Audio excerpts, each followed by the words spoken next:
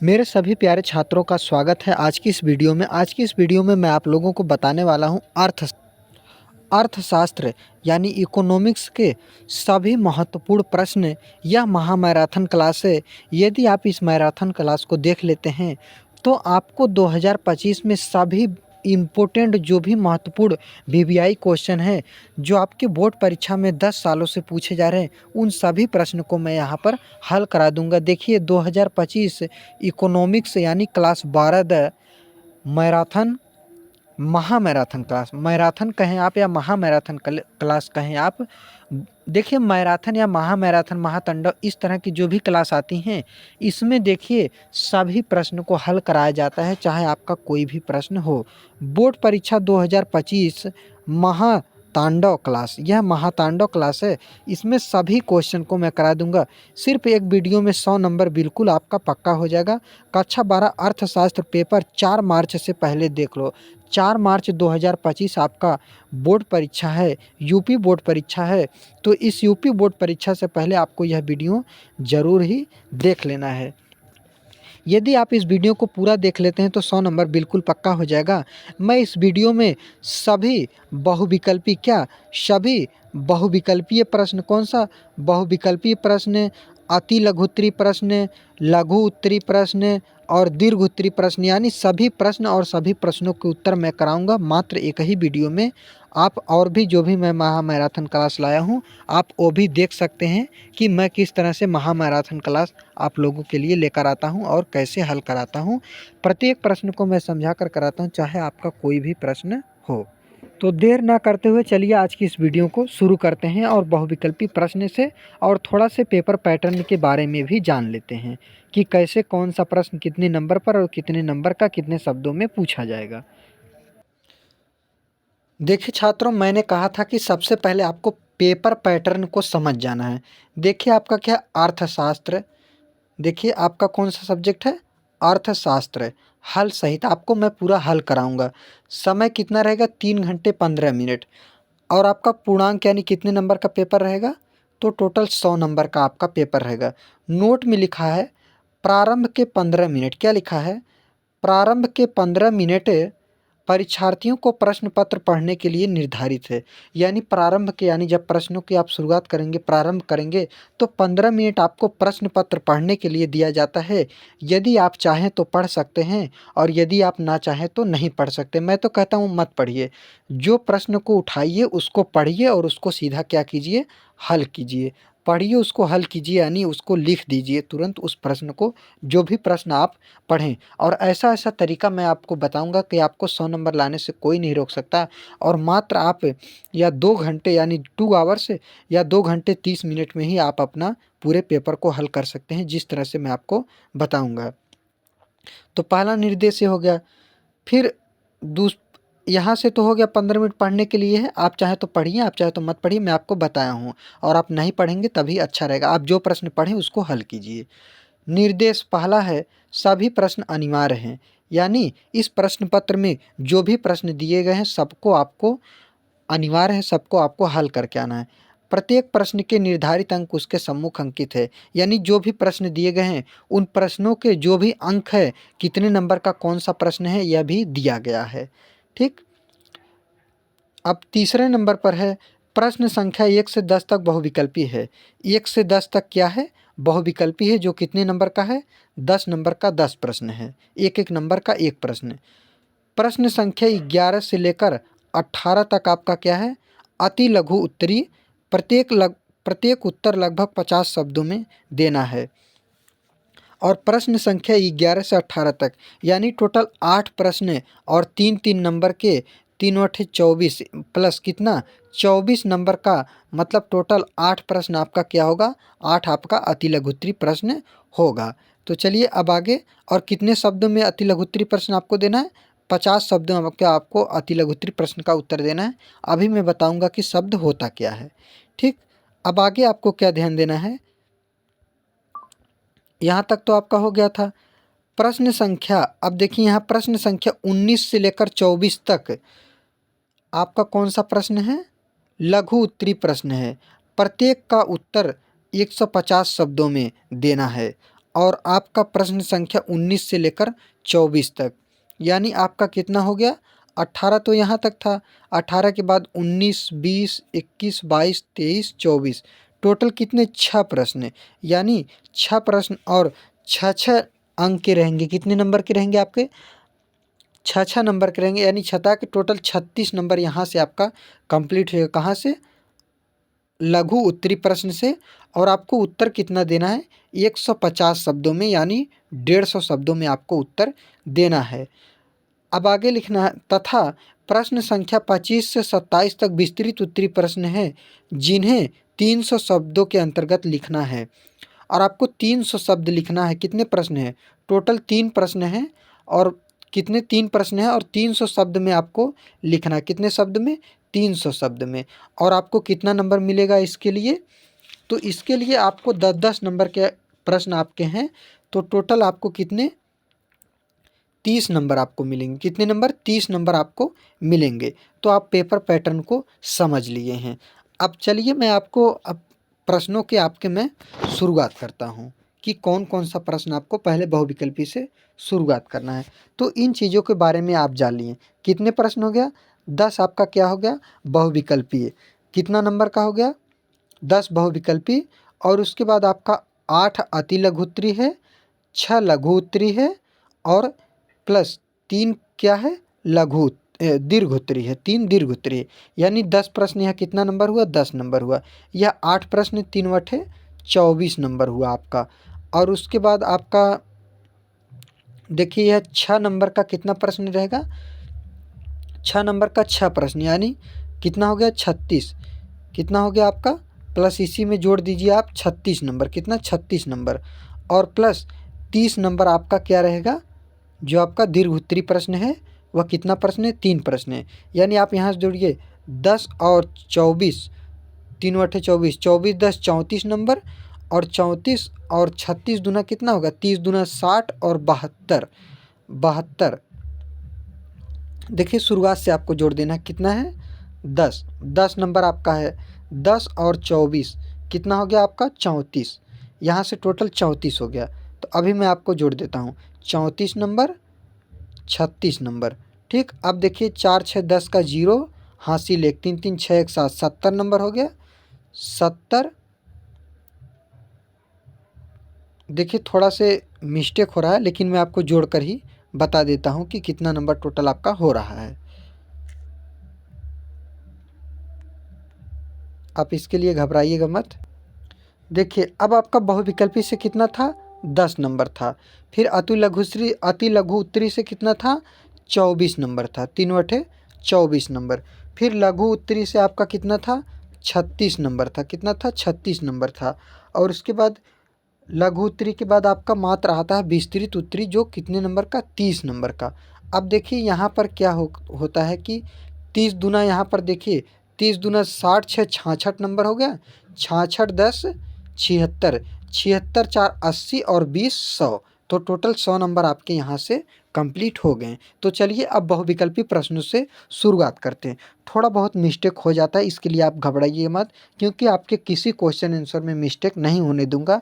ये तो नंबर गिनती में हो जाता है। तो 100 नंबर मैंने आपको गिना दिया, 10 नंबर बहुविकल्पी और 24 नंबर अति लघु उत्तरी और 36 नंबर लघु उत्तरी, 30 नंबर दीर्घ उत्तरी। टोटल आपके 100 नंबर के पेपर हो गए। देखिए आपका पहला प्रश्न है, निम्नलिखित में से कौन सा व्यष्टि अर्थशास्त्र का अंग नहीं है। ऐसा कौन सा जो व्यष्टि अर्थशास्त्र का अंग नहीं है। देखिए व्यष्टि अर्थशास्त्र क्या होता है, जिसमें हम किसी एक का अध्ययन करते हैं, और समष्टि अर्थशास्त्र जिसमें हम सभी का अध्ययन करते हैं। तो आपका जो प्रश्न नंबर पहला है, इसका आपको उत्तर बताना है। और आपका ऑप्शन नंबर पहला क्या है, ऑप्शन नंबर पहला आपका है एक उपभोक्ता, ऑप्शन नंबर दूसरा एक फर्म, ऑप्शन नंबर तीसरा एक अर्थव्यवस्था, ऑप्शन नंबर चौथा है एक परिवार इकाई। तो आपका प्रश्न नंबर पहले का ऑप्शन नंबर तीसरा बिल्कुल राइट हो जाए। क्या, एक अर्थव्यवस्था, यह व्यष्टि अर्थशास्त्र का उदाहरण, क्योंकि एक अर्थव्यवस्था कोई व्यक्ति ही लगाता है, तो यह व्यष्टि अर्थशास्त्र का उदाहरण है। अब पहले का तीसरा राइट हो जाएगा। चलिए प्रश्न नंबर दूसरा है कि सीमांत उपयोगिता ज्ञात करने का सही सूत्र क्या है। सीमांत उपयोगिता ज्ञात करने का सही सूत्र क्या है। तो प्रश्न नंबर दूसरे का ऑप्शन नंबर 2 बिल्कुल राइट हो जाए। क्या?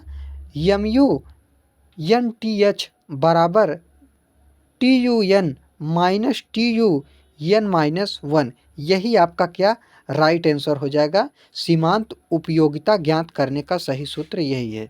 तो प्रश्न नंबर दूसरे का ऑप्शन नंबर 2 बिल्कुल राइट हो जाए। प्रश्न नंबर तीसरा, निम्नलिखित में से असंगत है। कौन सा असंगत है? ऑप्शन नंबर पहला है चाय तथा काफ़ी, ऑप्शन नंबर दूसरा है चावल तथा दाल, ऑप्शन नंबर तीसरा टायर तथा ट्यूब, ऑप्शन नंबर चौथा है पेन तथा रिफिल। तो इसमें से कौन सा है जो असंगत है? तो प्रश्न नंबर तीसरे का ऑप्शन नंबर आपका 3 बिल्कुल राइट हो जाए। तीसरे का ऑप्शन नंबर 3 ही राइट हो जाए। क्या? टायर तथा ट्यूब यह असंगत है। जैसे मान लीजिए चाय और काफ़ी इसमें मैच करता है, चावल तथा दाल भी मैच करता है, पेन तथा रिफिल मैच करता है, लेकिन टायर ट्यूब अब ऐसा तो लग नहीं रहा है, लेकिन जो ऑप्शन में दिया है उसी को मानना पड़ेगा। तो टायर तथा ट्यूब क्या है? असंगत हो जाएगा। चाय काफ़ी भी नहीं होगा, चावल तथा दाल भी नहीं होगा, पेन तथा रिफिल भी नहीं होगा। तो टायर तथा ट्यूब प्रश्न नंबर तीसरे का ऑप्शन नंबर 3 बिल्कुल राइट हो जाएगा। प्रश्न नंबर 4 आपका है, दीर्घकाल में उत्पादन के कितने साधन स्थिर होते हैं। ऑप्शन नंबर पहला है कम से कम 1, ऑप्शन नंबर दूसरा है सभी, ऑप्शन नंबर तीसरा कोई नहीं, ऑप्शन नंबर चौथा है 2। तो प्रश्न नंबर चौथे का जो आपका ऑप्शन नंबर 3 है यानी तीसरा है वह बिल्कुल राइट हो जाएगा, कोई नहीं। दीर्घकाल में उत्पादन के कितने स्थिर साधन होते हैं? तो कोई नहीं होते हैं। देखिए अगला क्वेश्चन आपका है, प्रश्न नंबर 5 है, अन्य वस्तुओं के उत्पादन में आगत के रूप में प्रयुक्त होने वाली वस्तुएं कहलाती हैं। यानी जो अन्य वस्तु के आगत में प्रयुक्त होने वाली वस्तु होती है उसे हम क्या कहते हैं? ऑप्शन नंबर पहला है अंतिम वस्तुएं, ऑप्शन नंबर दूसरा मध्यवर्ती वस्तुएं, ऑप्शन नंबर तीसरा है उपभोग वस्तुएं, ऑप्शन नंबर चौथा है पहला और दूसरा दोनों सही। यानी कह रहा पहला और दूसरा दोनों सही। तो इसमें से क्या राइट होगा? तो प्रश्न नंबर 5वें का ऑप्शन नंबर दूसरा बिल्कुल राइट हो जाएगा, मध्यवर्ती वस्तुएं। यानी अन्य वस्तुओं के उत्पादन में आगत के रूप में जिसे प्रयुक्त किया जाता है उसी वस्तु को हम मध्यवर्ती वस्तुएं कहते हैं या मध्यवर्ती वस्तुएं कहलाती है। तो प्रश्न नंबर 5वें का ऑप्शन नंबर सेकंड यानी 2 बिल्कुल राइट हो जाएगा। देखिए कुछ छात्र ऐसे होंगे जो वीडियो को छोड़कर चले गए होंगे कि यह सही नहीं बता रहे हैं या हमको अच्छा नहीं लग रहा है या हमको बहुत बोरिंग हो रहा है। तो देखिए ये पढ़ाई है और एक अर्थशास्त्र एक आपका ऐसा सब्जेक्ट है जो आपको लगता है कि बहुत बोरिंग है, आपको पसंद नहीं। पहले मैं भी जब पढ़ता था तो मुझे भी अच्छा नहीं लगता था, लेकिन अपना परीक्षा है, अपना जीवन है, अपना परिवार है, तो सबको लेकर चलना है। इसलिए यदि आप सभी सब्जेक्ट नहीं, मैं कह रहा हूँ किसी भी सब्जेक्ट को यदि आप थोड़ा मेहनत करेंगे, बार-बार पढ़ेंगे तो आपके लिए बहुत ही एकदम आसान हो जाएगा। कोई भी सब्जेक्ट कठिन नहीं होता है। जिसको हम पढ़ते हैं वो हमको अच्छा लगता है, जो हम नहीं पढ़ते वो हमको कठिन लगता है और हम नहीं पढ़ना चाहते हैं। तो घबराइएगा मत। मैं नहीं कह रहा हूँ कि आपको हमेशा जीवन भर ही पढ़ना, मैं कह रहा हूँ जब तक आपका परीक्षा है तब तक आप मेहनत से पढ़ लीजिए।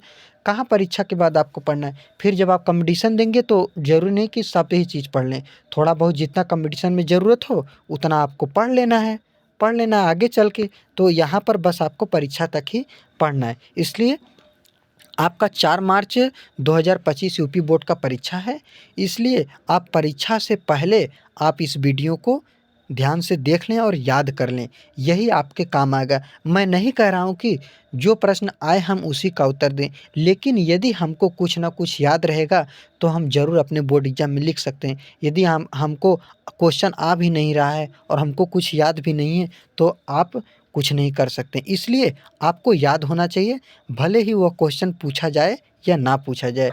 लेकिन हमारा एक्सपीरियंस यह कह रहा है कि मैं जिस तरह से क्वेश्चन कराता हूँ, देखकर जो भी मॉडल पेपर्स होते हैं, जो कई वर्षों के प्रश्न पूछे जाते हैं, वही प्रश्न को कराता हूँ ताकि प्रश्न जरूर आपके बोर्ड एग्जाम में फंसे और बोर्ड एग्जाम में प्रश्न आए। तो पाँचवें का ऑप्शन नंबर 2 बिल्कुल राइट हो जाएगा। चलिए प्रश्न नंबर अगले की तरफ। अब प्रश्न नंबर 6 आपका है, the general theory of employment interest and money नामक पुस्तक किसने लिखी? कि यह जो पुस्तक है, इस पुस्तक को किसने लिखा? कौन सा पुस्तक है? The general theory of employment interest and money, इसको किसने लिखा? ऑप्शन नंबर पहला है कीन्स, ऑप्शन नंबर दूसरा मार्क्स, ऑप्शन नंबर तीसरा है एडम स्मिथ, ऑप्शन नंबर चौथा है मार्शल। तो आपका प्रश्न नंबर 6 का ऑप्शन नंबर पहला बिल्कुल राइट है, कीन्स ने लिखा है। The general theory of employment interest and money जो पुस्तक है, किसने लिखा है? कीन्स ने लिखा है। तो प्रश्न नंबर 6 का ऑप्शन नंबर पहला बिल्कुल राइट। प्रश्न नंबर आपका 7वां है, एक अर्थव्यवस्था में साख सृजन का कार्य करता है। एक अर्थव्यवस्था में साख सृजन का कार्य कौन करता है? ऑप्शन नंबर पहला सरकार, क्या सरकार करता है? ऑप्शन नंबर दूसरा केंद्रीय बैंक, क्या केंद्रीय बैंक करता है? ऑप्शन नंबर तीसरा व्यावसायिक बैंक, क्या व्यावसायिक बैंक करता है? और ऑप्शन नंबर चौथा है इनमें से कोई नहीं, क्या इनमें से कोई नहीं करता है? तो प्रश्न नंबर आपका जो 7वां है, 7वें का जो साख सृजन का कार्य करता है वह ऑप्शन नंबर तीसरा बिल्कुल राइट हो जाएगा। जो व्यावसायिक बैंक है वह साख सृजन का कार्य करता है। एक अर्थव्यवस्था में क्या करता है? साख सृजन का कार्य करता है। तो प्रश्न नंबर 7वें का ऑप्शन नंबर तीसरा बिल्कुल राइट हो जाएगा। अब आपका प्रश्न नंबर 8वां है, मुद्रा की मांग तथा ब्याज की दर में संबंध होता है। कि मुद्रा की मांग और ब्याज की दर में क्या संबंध होता है, यही बीच में आपको भरना है। तो वहाँ पर भरना नहीं होता है। जिस तरह से आप ऑब्जेक्टिव क्वेश्चन लिखते हैं उसी तरह से आपको यह कॉपी में उत्तर में लिखना है। ऐसा नहीं कि यहाँ पर भर के आना है, आपको उत्तर में लिखना है। यह सिर्फ दिया है कि आखिर इसमें क्या भरा जाए, तो यह दिया है, इससे आप घबराइएगा मत। आपको उत्तर में जैसे आप सभी प्रश्नों के उत्तर लिखेंगे ऑब्जेक्टिव, ठीक उसी तरह से इसको भी लिखना है कि मुद्रा की मांग और ब्याज दर में क्या संबंध होता है। तो 8वें का आपका प्रश्न नंबर दूसरा बिल्कुल राइट हो जाएगा। ऑप्शन दूसरा राइट हो जाएगा, विपरीत। मुद्रा की मांग तथा ब्याज की दर में विपरीत संबंध होता है। क्या होता है? विपरीत संबंध होता है। तो प्रश्न नंबर 8वें का ऑप्शन नंबर क्या हो जाएगा? दूसरा बिल्कुल राइट। प्रश्न नंबर 9 आपका है, निम्नलिखित में से क्या लिखा गया? निम्नलिखित में से कब हमारे देश में विमुद्रीकरण की नीति अपनाई गई थी? कि विमुद्रीकरण की नीति हमारे देश में कब अपनाई गई थी? तो देखिए ऑप्शन नंबर पहला है नवंबर 2015, ऑप्शन नंबर दूसरा है नवंबर 2016 और ऑप्शन नंबर तीसरा है नवंबर 2017, ऑप्शन नंबर चौथा है नवंबर 2018। तो जो हमारे देश में विमुद्रीकरण यानी विमुद्रीकरण मतलब एक तरह से अब मुद्रा से संबंधित जो नियम लाए गए या किए गए, विमुद्रीकरण यानी मुद्रा को फिर से लाना, या मुद्रा के कई तरह के जो कार्य होते हैं, रूप होते हैं, उनको आप पढ़ सकते हैं। तो उस पर आप ज़्यादा डिटेल से मत जाइए। मेन चीज़ क्या है? शब्द है विमुद्रीकरण। अब विमुद्रीकरण शब्द यह है, तो यह हमारे देश में कब अपनाई गई? तो ऑप्शन नंबर सेकंड यानी दूसरा बिल्कुल राइट हो जाएगा, नवंबर 2016 में। तो प्रश्न नंबर 9 का ऑप्शन नंबर दूसरा बिल्कुल राइट। प्रश्न नंबर आपका 10 है, एक बंद अर्थव्यवस्था में क्या है? एक बंद अर्थव्यवस्था में नहीं होता है। एक बंद अर्थव्यवस्था में क्या नहीं होता है? ऑप्शन नंबर पहला है सरकारी हस्तक्षेप, ऑप्शन नंबर दूसरा है घरेलू क्षेत्र, ऑप्शन नंबर तीसरा है दूसरा नहीं, दूसरा यहाँ आंतरिक व्यापार, तीसरा है घरेलू क्षेत्र, चौथा है विदेशी व्यापार। तो एक बंद अर्थव्यवस्था में क्या होता है? तो आपका 10वें का ऑप्शन नंबर 4 बिल्कुल भी राइट हो जाएगा, विदेशी व्यापार। एक बंद अर्थव्यवस्था में क्या होता है? तो विदेशी व्यापार होता है। तो ये थे आपके कौन से?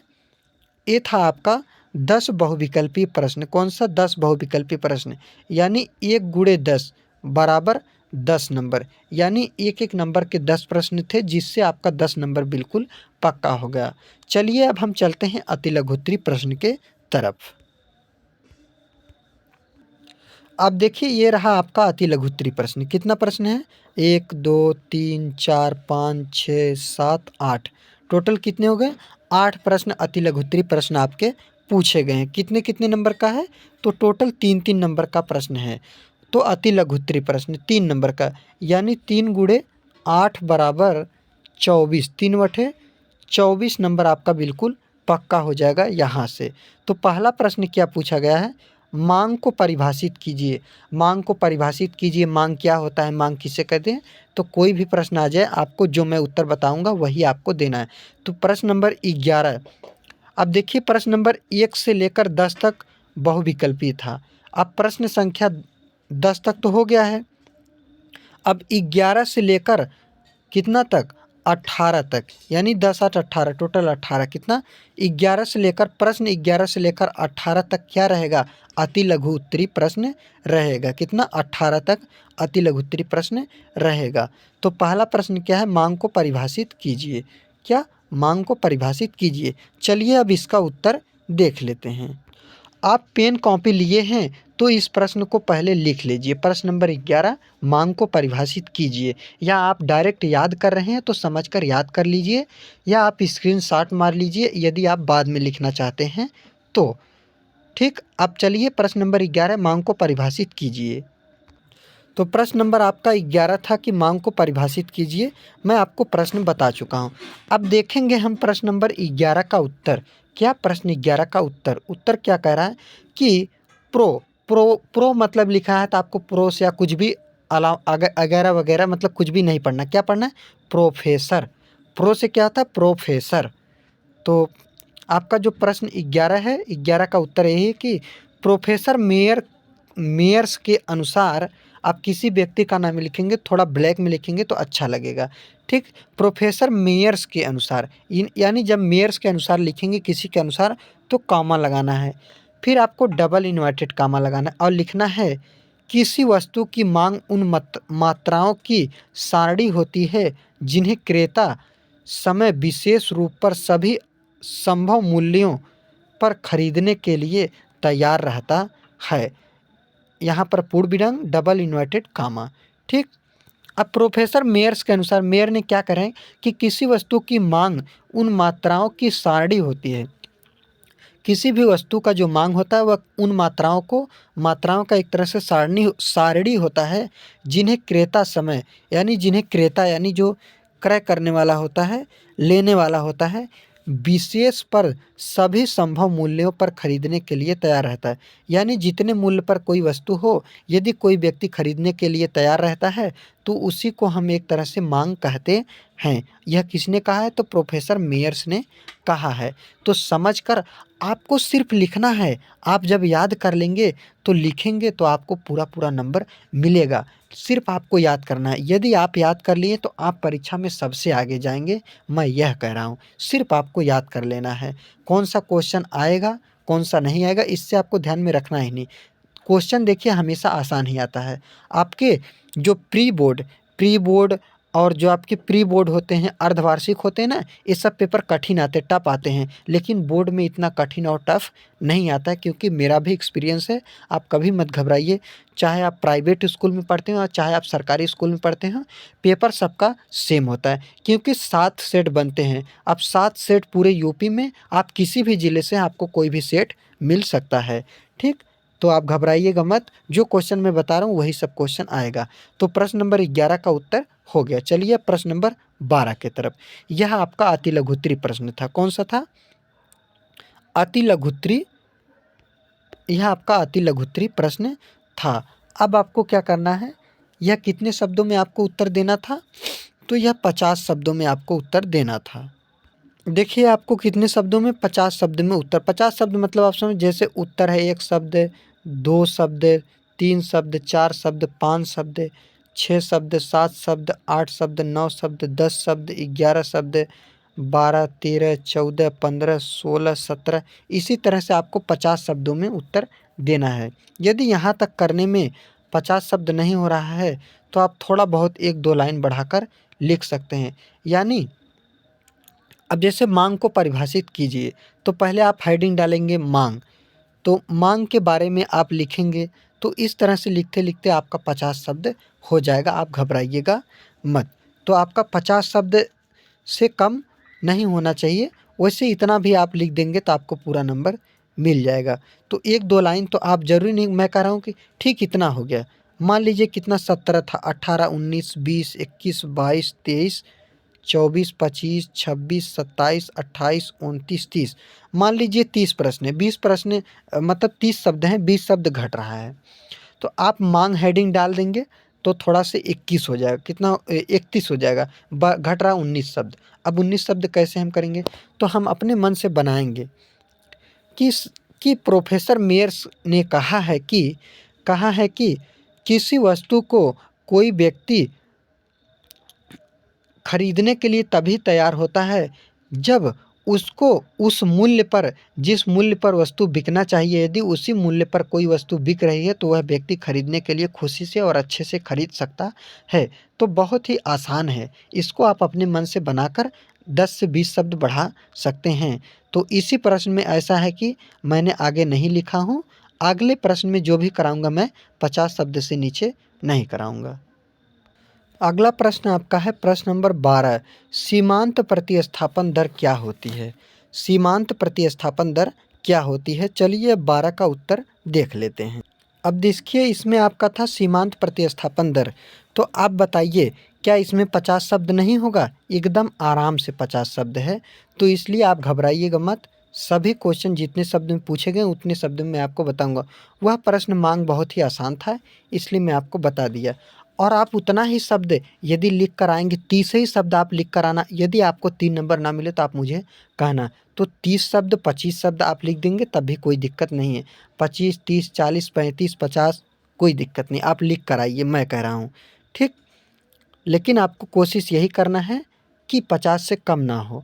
यदि हो जा रहा है तो घबराना मत, तनिक भी, आपको तन को नहीं घबराना है, आपको पूरा एकदम खुशी से लिख कर आना है। तो ऐसा होगा ही नहीं। तो देखिए आपका प्रश्न नंबर 12 था सीमांत प्रतिस्थापन दर। तो लिखेंगे प्रतिस्थापन की सीमांत दर, प्रतिस्थापन की सीमांत दर हेडिंग है, हो गया। अब लिखेंगे प्रतिस्थापन की सीमांत दर वह दर होती है जिस पर एक उपभोक्ता एक वस्तु का त्याग कर उसे दूसरी वस्तु से स्थानापन्न करने को तत्पर रहता है। इसे निम्न सूत्र द्वारा ज्ञात किया जा सकता है। प्रतिस्थापन की सीमांत दर M R S X Y बराबर वाई वस्तु की त्याग की गई मात्रा डेल्टा वाई बटे में यक्स वस्तु की बढ़ाई, एक्स वाई है ना, तो यक्स वस्तु की बढ़ाई गई मात्रा डेल्टा यक्स। यह तटस्थता वक्र के ढलाव को प्रदर्शित करता है। यह किसको? तटस्थता वक्र को, तटस्थता, क्या लिखा? तटस्थता, तटस्थता, तटस्थता वक्र को, तटस्थता, तटस्थता वक्र के ढलाव को प्रदर्शित करता है। तो यानी सीमांत दर, प्रतिस्थापन की सीमांत दर वह दर होती है जो एक उपभोक्ता क्या करता है, एक वस्तु का त्याग कर एक दूसरे वस्तु का तुलना करता है। एक तरह से आपको यह समझ लेना है। तो चलिए अब प्रश्न नंबर अगले, प्रश्न नंबर आपका 13 है, एक पूर्ण प्रतियोगिता बाजार में संतुलन कब स्थापित होता है? एक पूर्ण प्रतियोगिता बाजार में संतुलन कब स्थापित होता है? तो चलिए अब देख लेते हैं 13 का उत्तर। अब देखिए ये रहा आपका प्रश्न नंबर 13 का उत्तर। क्या 13 का उत्तर? क्या यह भी 50 शब्द नहीं होगा? तो सब 50 शब्द हैं। जितने शब्द में पूछेगा उससे ज़्यादा ही शब्द कराऊंगा, कम नहीं कराऊंगा। तो सिर्फ एक ही प्रश्न था, उस प्रश्न को आप बनाकर लिख लीजिएगा, या आप अभी से ही बना लीजिए। मैं बोल रहा हूँ, मैं बोला था, मैं जो बोला वही बनाकर लिख, जो मैं बोल रहा था वही मेरे बात को सुनकर आप लिख लीजिए कि कोई भी व्यक्ति, पहले का मैं एक बार थोड़ा सा बता दूं, पहले का मतलब 11 का, कोई भी व्यक्ति यदि किसी वस्तु को, आप लिखिए, कोई भी व्यक्ति यदि किसी वस्तु को तभी खरीदेगा जब उसको जिस वस्तु का मूल्य उतना ही मूल्य होना चाहिए जितने मूल्य में वह खरीद सके, तभी वह व्यक्ति खरीदेगा। यानी कोई भी व्यक्ति किसी वस्तु को तभी खरीदेगा जब जितने मूल्य में वस्तु बिकना चाहिए उतने ही मूल्य में वस्तु बिक रही हो। तो ठीक, ये था। अब 13 का उत्तर है, एक पूर्ण प्रतियोगिता बाजार में संतुलन उसके संतुलन बिंदु पर स्थापित होता है। क्या था, पूर्ण प्रतियोगिता बाजार में जो संतुलन होता है, संतुलन बिंदु पर ही स्थापित होता है। मांग तथा पूर्ति के सापेक्षिक प्रभाव के कारण जिस बिंदु पर मांग व पूर्ति की मात्रा एक दूसरे के बराबर हो जाती है, वही बिंदु संतुलन बिंदु होगा। यानी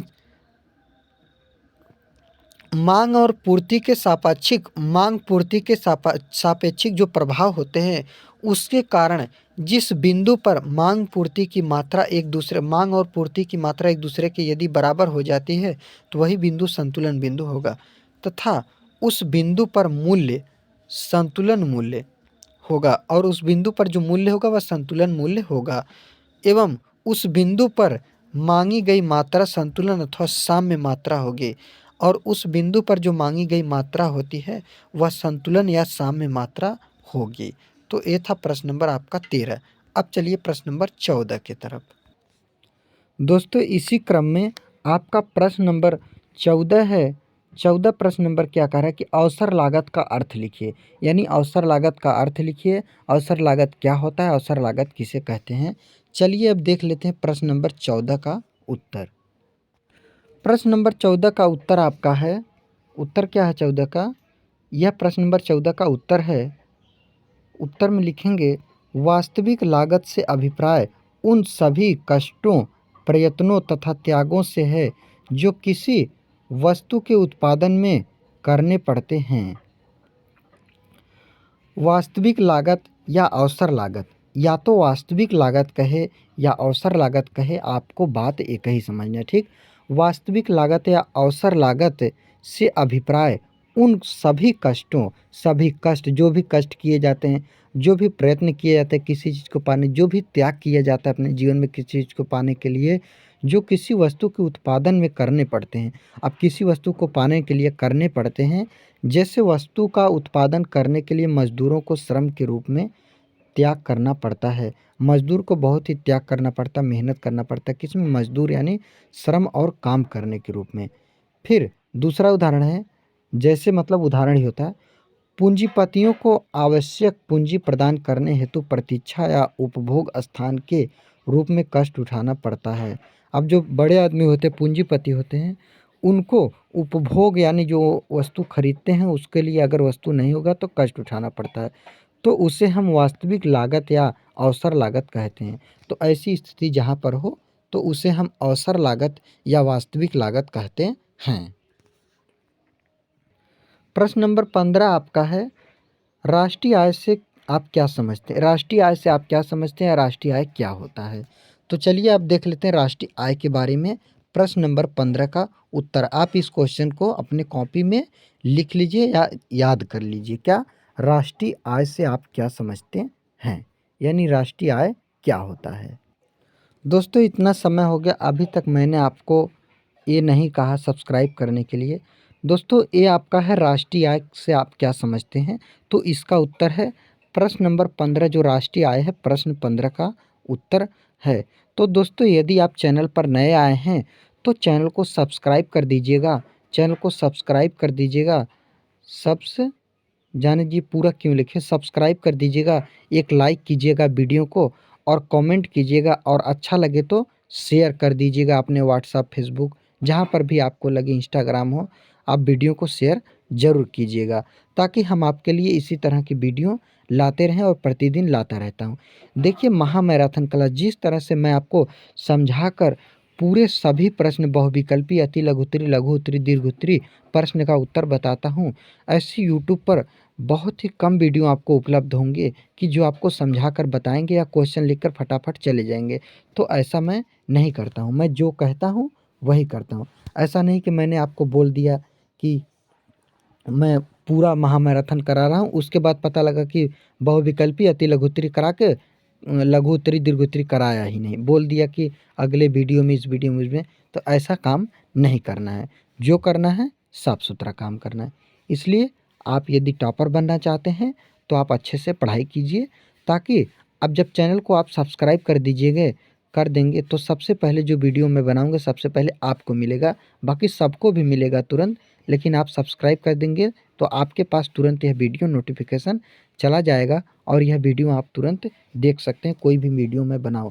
यदि आपका कोई डाउट हो, यानी कोई डाउट हो, कोई आपको कुछ पूछना हो, तो इसी वीडियो पर आप कमेंट कीजिएगा, चाहे किसी वीडियो पर कमेंट कर दीजिए।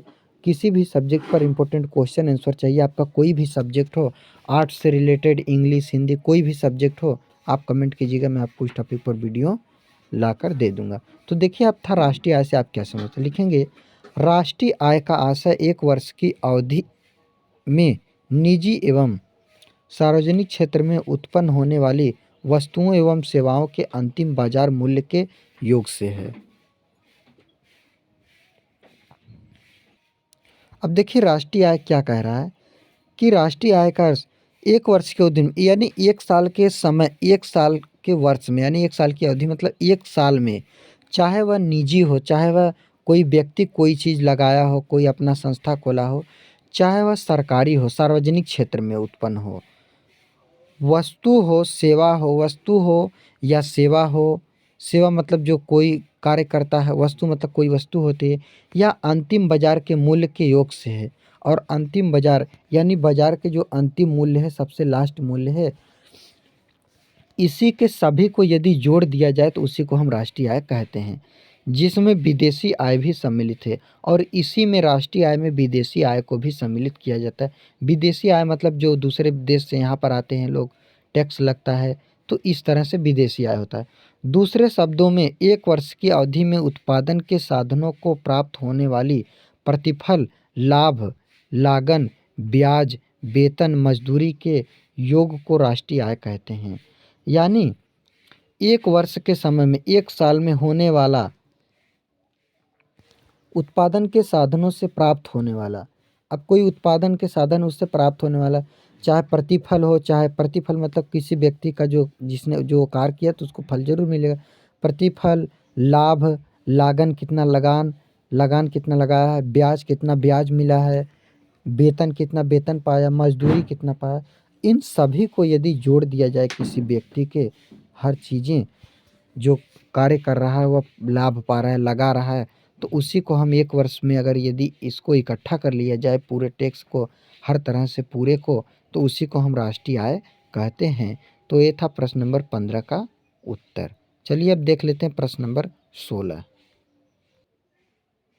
प्रश्न नंबर 16 आपका है, प्रश्न 16 कर वस्तु विनिमय प्रणाली के कोई 3 दोष लिखिए। जो वस्तु विनिमय, वस्तु विनिमय मतलब वस्तु का लेन देन करना, तो इसके कोई 3 दोष लिखिए। इसके 3 दोष क्या है? तो प्रश्न नंबर 16 है, वस्तु विनिमय प्रणाली के कोई 3 दोष लिखिए। चलिए अब देख लेते हैं वस्तु विनिमय प्रणाली के 3 दोष। प्रश्न 16 है, वस्तु विनिमय प्रणाली के 3 दोष। अब यह 16 प्रश्न नंबर 16 का उत्तर आपको लिखना है। पहला क्या लिखना है, इसमें हेडिंग डालना है, भविष्य के लिए वस्तु के मूल्य का अनुमान लगाना कठिन। यानी भविष्य के लिए वस्तु का मूल्य के, भविष्य में वस्तु का मूल्य क्या होगा, क्या आप अनुमान लगा सकते हैं? नहीं लगा सकते, तो अनुमान लगाना कठिन होता है।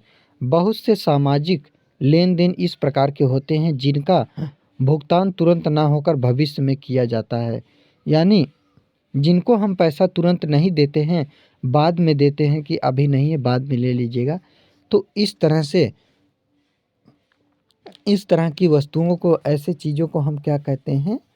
भविष्य में, भविष्य के लिए वस्तु के मूल्य का अनुमान लगाना कठिन होता है। कि आज टमाटर 20 रुपये किलो है तो कल ज़रूरी नहीं है कि कितना हो जाएगा, भविष्य में 15 दिन बाद, 10 दिन बाद, 1 महीने बाद क्या रेट होगा। तो यह आपका वस्तु विनिमय प्रणाली का पहला दोष यही है कि भविष्य के लिए वस्तु के मूल्य का अनुमान लगाना कठिन। 3 लिखना था। अब दूसरा आपका क्या कह रहा है? दूसरा है, मूल्य निर्धारण करने में, देखिए यहाँ पर का काट दीजिए आप, डबल लिखा गया, मूल्य निर्धारण करने में कठिनाई, कठिनाई। इस प्रकार के प्रणाली के अंतर्गत वस्तुओं के मूल्य मापने की कोई सर्वमान्य माप नहीं होती है। वस्तु के मूल्य नापने की कोई सर्वमान्य मूल्य नहीं, कोई सर्वमान्य कोई भी माप नहीं होता। किसी वस्तु का मूल्य कैसे नापे? वह व्यक्ति देखता है कितना लागत हुआ है, कितना, मतलब हर तरह से जब देख लेता है तो वह अपने बचत के हिसाब से किसी वस्तु का मूल्य निर्धारण करता है। इसलिए कठिनाई यह है कि कोई भी माप माप विधि नहीं आई है, कोई मापने की विधि नहीं आई है कि हम कैसे मापें कि इसका दाम कितना होगा। तो अपने मन से कोई भी व्यक्ति मूल्य निर्धारण करता है, इसलिए मूल्य निर्धारण करने में कठिनाई आती है। तीसरा है सेवाओं का विनिमय असंभव। सेवाओं का विनिमय यानी सेवा करना, किसी वस्तु को सेवाओं यानी किसी वस्तु को देने का असंभव। वस्तु विनिमय प्रणाली के अंतर्गत सेवाओं का आदान प्रदान करना असंभव प्रतीत होता है, यानी वस्तुओं का लेन देन करना थोड़ा कठिन असंभव प्रतीत होता है, कठिन प्रतीत होता है। यह ऐसा कहा गया किसमें, वस्तु विनिमय प्रणाली में। तो ये था प्रश्न नंबर 16, वस्तु विनिमय प्रणाली में होने वाली 3 दोष। दोष पूछे या 3 कठिनाइयाँ पूछे या दोष पूछे, आपको यही लिखना है। आपका प्रश्न नंबर अगला है प्रश्न नंबर 17 प्रश्न नंबर क्या कह रहा है, सीमांत उपभोग प्रवृत्ति क्या है। क्या कह रहा है प्रश्न नंबर 17 कि सीमांत उपभोग प्रवृत्ति क्या है। तो चलिए अब प्रश्न 17 का उत्तर देख लेते हैं। देखिए स्टूडेंट्स, ये रहा आपका प्रश्न नंबर 17 का उत्तर। सीमांत उपभोग प्रवृत्ति पूछा था, तो हेडिंग क्या है, सीमांत उपभोग प्रवृत्ति, एमपीसी। इंग्लिश में इसे कहते हैं शॉर्टकट एमपीसी। यानी एमपीसी का फुल फॉर्म क्या होता है, मार्जिनल प्रोपेंसिटी टू कंज्यूम। ठीक, तो देखिए है क्या यह सीमांत उपभोग प्रवृत्ति, यह समाज में लोगों की आय में हुए परिवर्तन के परिणाम स्वरूप उपभोग व्यय में हुए परिवर्तन के अनुपात को दर्शाती है। अर्थात सीमांत उपभोग प्रवृत्ति मार्जिनल प्रोपेंसिटी टू कंज्यूम से उपभोग में परिवर्तन डेल्टा सी तथा आय में परिवर्तन डेल्टा वाई के अनुपात को प्राप्त किया जाता है। सूत्र के अनुसार एमपीसी बराबर उपभोग में परिवर्तन ब्रैकेट में डेल्टा सी बटे आय में परिवर्तन डेल्टा वाई। यानी समाज में जो भी व्यक्ति हैं उसके आय में जो भी परिवर्तन होता है और परिवर्तन के अनुपात को दर्शाता है। परिणाम स्वरूप उपभोग की व्यय में हुए परिवर्तन के अनुपात को दर्शाती है। अर्थात सीमांत उपभोग प्रवृत्ति यानी समाज में जो भी आय हो रही, किसी व्यक्ति की कोई आय है, अब उसके आय में क्या परिवर्तन हो रहा है, क्या घट रहा है, क्या बढ़ रहा है, तो इसी को जो दर्शाता है उसी को हम सीमांत उपभोग प्रवृत्ति कहते हैं। तो चलिए प्रश्न नंबर ए था आपका 17, प्रश्न 17 का उत्तर हो गया। चलिए प्रश्न नंबर अगले की तरफ। तो प्रश्न नंबर भी आपका 17 भी कंप्लीट हो गया। अब यह आपका रहा प्रश्न नंबर 18। क्या है, शक्तिशाली मुद्रा का अर्थ स्पष्ट कीजिए। क्या है, उच्च शक्तिशाली मुद्रा का अर्थ स्पष्ट कीजिए कि उच्च शक्तिशाली मुद्रा का अर्थ क्या होता है। तो प्रश्न नंबर 18 का चलिए उत्तर देख लेते हैं। अब ये रहा आपका प्रश्न नंबर 18। प्रश्न 18 है, प्रश्न 18 का उत्तर क्या है कि उच्च शक्तिशाली मुद्रा का अर्थ, हेडिंग डालेंगे, लिखेंगे उच्च शक्ति मुद्रा उस मुद्रा को कहते हैं जो जनता के पास करेंसी के रूप में, बैंकों के सुरक्षित कोष के रूप में तथा केंद्रीय बैंक के पास अन्य जमाओं के रूप में सुरक्षित होती है। यानी उच्च शक्तिशाली या उच्च शक्ति मुद्रा क्या होता है, जो किसी भी व्यक्ति के, मान लीजिए कोई व्यक्ति का पैसा है वह बैंक में जमा है, तो बैंक में जमा जो भी पैसा होता है वह उसका पैसा क्या होता है, सुरक्षित होता है। उसी को हम उच्च शक्ति मुद्रा या उच्च शक्तिशाली मुद्रा के नाम से जानते हैं। उच्च शक्तिशाली मुद्रा केंद्रीय बैंक तथा सरकार द्वारा सृजित की जाती है।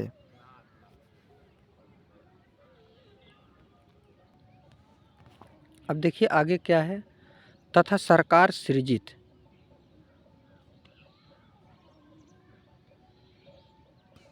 आगे आपको लिखना है, इसी में ही आपको लिखना है इतना, क्योंकि 50 शब्द आपको लिखना है। आगे क्या है, सुरक्षित होती है। उच्च शक्तिशाली मुद्रा केंद्रीय बैंक तथा सरकार द्वारा सृजित की जाती है। या तो उच्च शक्तिशाली मुद्रा के अंतर्गत किसी जनता के व्यक्ति की पैसा सरकार द्वारा, यानी सरकार के कहने पर सरकार द्वारा केंद्रीय बैंक में रखा जाता है।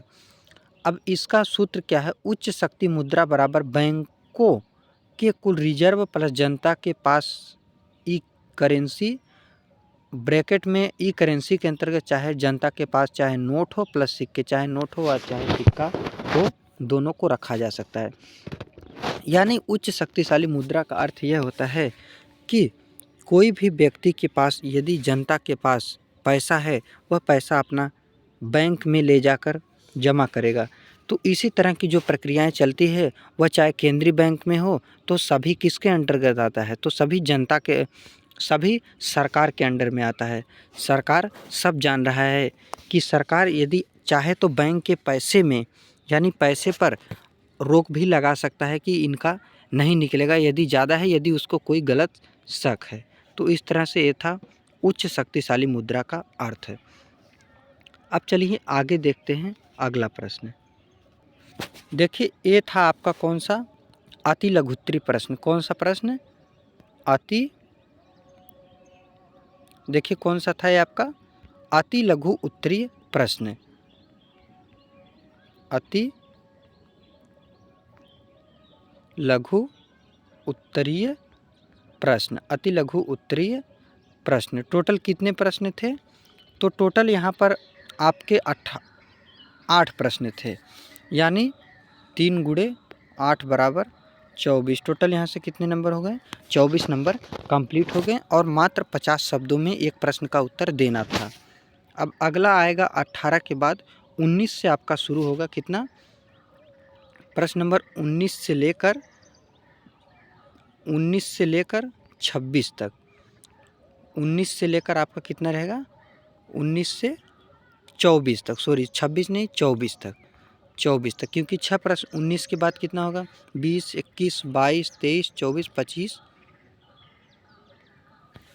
24 तक। कितना, 19 से लेकर 24 तक। अब जैसे 19 है, फिर 20 है, फिर 21 है, तो 1, 2, 3, 22, 4, 23, 5 और 24, 6। तो टोटल कितने प्रश्न होंगे, अब 6 प्रश्न आपके होंगे लघु उत्तरी प्रश्न। 6 गुणे 6, 6 नंबर के 6 प्रश्न होंगे, 6 तक 36 नंबर आपका बिल्कुल कंप्लीट हो जाएगा। और कितना, 150 शब्दों में आपको लिखना पड़ेगा अगला प्रश्न। अगला प्रश्न आपका आता है प्रश्न नंबर 19 से लेकर 24 तक क्या रहेगा आपका, लघु उत्तरी प्रश्न। 6 नंबर का एक प्रश्न रहेगा, 6 गुणे 6, 6 नंबर का एक प्रश्न और टोटल कितने प्रश्न होंगे, 6 प्रश्न होंगे। टोटल कितने प्रश्न होंगे, 6 प्रश्न आपके पूछे जाएंगे। तो 6 गुणे 6 बराबर 36 नंबर, 6 के 36 नंबर आपका कंप्लीट हो जाएगा किससे, लघु उत्तरी प्रश्न से। और मात्र आपको 150 शब्दों में इसका उत्तर देना है। कितना, 150 शब्द यानी 150 शब्द। तो इसमें आपका लघु उत्तरी प्रश्न यहाँ से पहला, दूसरा, तीसरा, चौथा, पाँचवा, छठवां, तो टोटल 6 प्रश्न हैं। तो अब पूछा है प्रश्न नंबर 19। प्रश्न नंबर 19 क्या पूछा है, उपभोग वस्तुओं तथा पूंजीगत वस्तुओं में अंतर स्पष्ट कीजिए। उपभोग वस्तु और पूंजीगत वस्तु में क्या अंतर है, उसको आप स्पष्ट कीजिए। चलिए अब इसका उत्तर देखते हैं प्रश्न नंबर 19 का। प्रश्न नंबर 19 का आपका उत्तर है, प्रश्न नंबर 19 है, इसका उत्तर है उपभोग वस्तुएं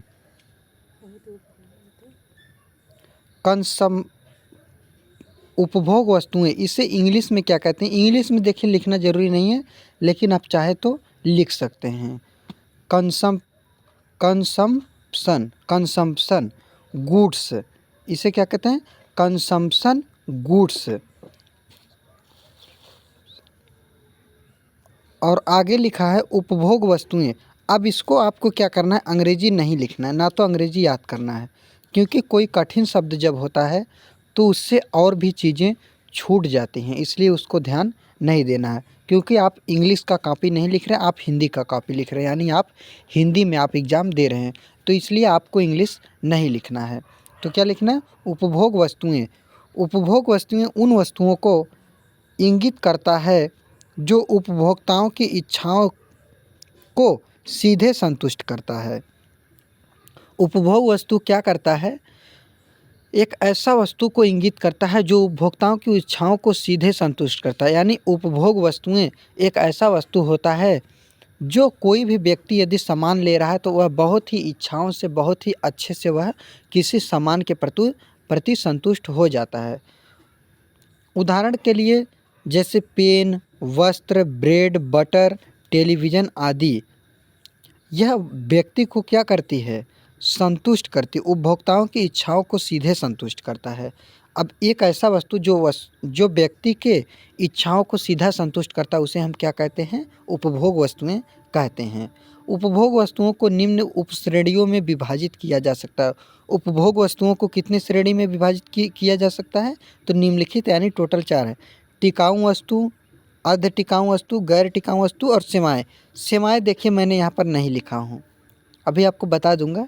लेकिन आपको सेवाओं में जैसे मान लीजिए कोई भी यदि किसी का सेवा किया जा रहा है, जैसे पुलिस बनकर सेवा करना, जनता का अधिकारी बनकर सेवा करना, टीचर बन के बच्चों का सेवा करना, पढ़ा रहा, दुकान खोलकर दुकान चलाना, किसी भी व्यक्ति का सेवा करना जनता का, तो यह इसे हम सेवाएं कहते हैं। पहला है टिकाऊ वस्तुएं, ड्यूरेबल गुड्स। क्या है? Durable goods. इन वस्तुओं का प्रयोग लगातार एक लंबी समयावधि हेतु किया जा सकता है। उदाहरण के लिए रेफ्रिजरेटर। क्या है? रेफ्रिजरेटर। यानी टिकाऊ वस्तुएं क्या कहते हैं? जो लंबे समय तक हम जिसको लगातार उपयोग करें या लंबे समय तक रहे, जैसे आपके घर में चक्की आ जाए, फ्रिज आ जाए, ये सब बहुत दिनों तक आपके घर में चलते हैं, तो ऐसे वस्तुएं क्या होते हैं? टिकाऊ वस्तुएं। अर्ध टिकाऊ वस्तुएं क्या है? Semi durable goods. इन वस्तुओं का प्रयोग एक सीमित समयावधि हेतु किया जाता है। इन वर्गीकृत वस्तुओं का काल लगभग 1 वर्ष निश्चित किया गया है। उदाहरण के लिए क्राकरी, जूते, कपड़े आदि। यानी कोई कपड़ा है, जूता है, इन सभी वस्तुओं को क्या कहते हैं? अर्ध टिकाऊ, यानी कुछ कम समय के लिए, यानी 1 से 2 वर्ष के लिए होते हैं, तो उसे हम अर्ध टिकाऊ वस्तुएं कहते हैं। तीसरा है गैर टिकाऊ वस्तुएं, non durable goods. Non durable goods. इन वस्तुओं में उन्हें सम्मिलित किया जाता है जिसका प्रयोग एक बार ही किया जा सकता है। दूध, ब्रेड, खाद्यान्न, और उसके बाद आपका क्या है? पेपर आदि। यानी पेपर, यदि कोई न्यूज़ का पेपर निकला है तो आप आज पढ़ लिए, फिर वह ख़त्म, वह दोबारा उपयोग नहीं किया जा सकता है। अब उसको आप पढ़ें, बात क्या होता है। दूध है, यदि दूध का एक बार उपयोग कर दिया जाए तो उसे दोबारा हम एक बार ही उपयोग किया जा सकता है। अब दूध का आप एक बार ही उपयोग करेंगे, यानी दूध को एक बार खा लेंगे तो फिर कुछ थोड़ी बन पाएगा, वह खा लिए, ख़त्म हो गया एक बार। ऐसा नहीं कि उसको दूध रख दिए, उसको बहुत बार बार उपयोग करेंगे, तो ये सब वस्तुएं। ब्रेड हो गया, ब्रेड को ही हम एक बार ही उपयोग करेंगे, एक बार ही प्रयोग किया जाता है ब्रेड को भी एक बार। जैसे आप खा लिए एक बार में, ब्रेड ख़त्म हो गया है, एक पैकेट ब्रेड आया, खा लिए, ख़त्म हो गया। तो ये सब क्या है? गैर टिकाऊ वस्तुएं। तो स्टूडेंट्स, यह रहा आपका प्रश्न नंबर 19 का उत्तर। आप इसको अच्छी तरह से समझ लिए। अभी आपको इसमें और लिखना है, इसमें अभी आपको क्या करना? और लिखना है। अब देखिए उपभोग वस्तुएं, इसको इंग्लिश में आप जान रहे हैं कि क्या लिखना है? कंजम्पशन। क्या लिखना है? कंजम्पशन। कंजम्पशन इसे पढ़ें। पी साइलेंट देखिए, क्योंकि बहुत सारे वर्ड ऐसे इंग्लिश में आते हैं जो साइलेंट होते हैं, तो क्या पढ़ेंगे? Consumption, consumption goods. ठीक, थोड़ा सा मैं आपको इंग्लिश में भी बता दिया। चलिए आगे। अब अगला हेडिंग आपको इसमें लिखना है पूंजीगत वस्तुएं, क्योंकि दोनों में अंतर पूछा था। पूंजीगत वस्तुएं, इसे क्या कहते हैं? Capital goods. पूंजीगत वस्तुएं वे अंतिम वस्तुएं हैं जो दूसरी वस्तुओं और सेवाओं के उत्पादन में सहायता करती हैं। उदाहरण के लिए उपकरण, प्लाट और मशीनरी आदि। यानी जो एक ऐसी अंतिम वस्तुएं सेवाओं और उत्पादन में सहायता करती हैं। पूंजीगत वस्तुएं वे अंतिम वस्तुएं हैं जो दूसरी वस्तुओं और सेवाओं के उत्पादन में सहायता करती हैं। अब यह वह वस्तु होती है जो किसी दूसरे वस्तु का उत्पादन करने में और सेवा देने में वह सहायक होती है। जैसे मशीन है किसी कार्य करने में, किसी वस्तु की, व्यक्ति की सहायता के लिए, तो यह भी तो किसी वस्तु से बना होगा, तो इसलिए दूसरी वस्तु यह एक ऐसी वस्तु है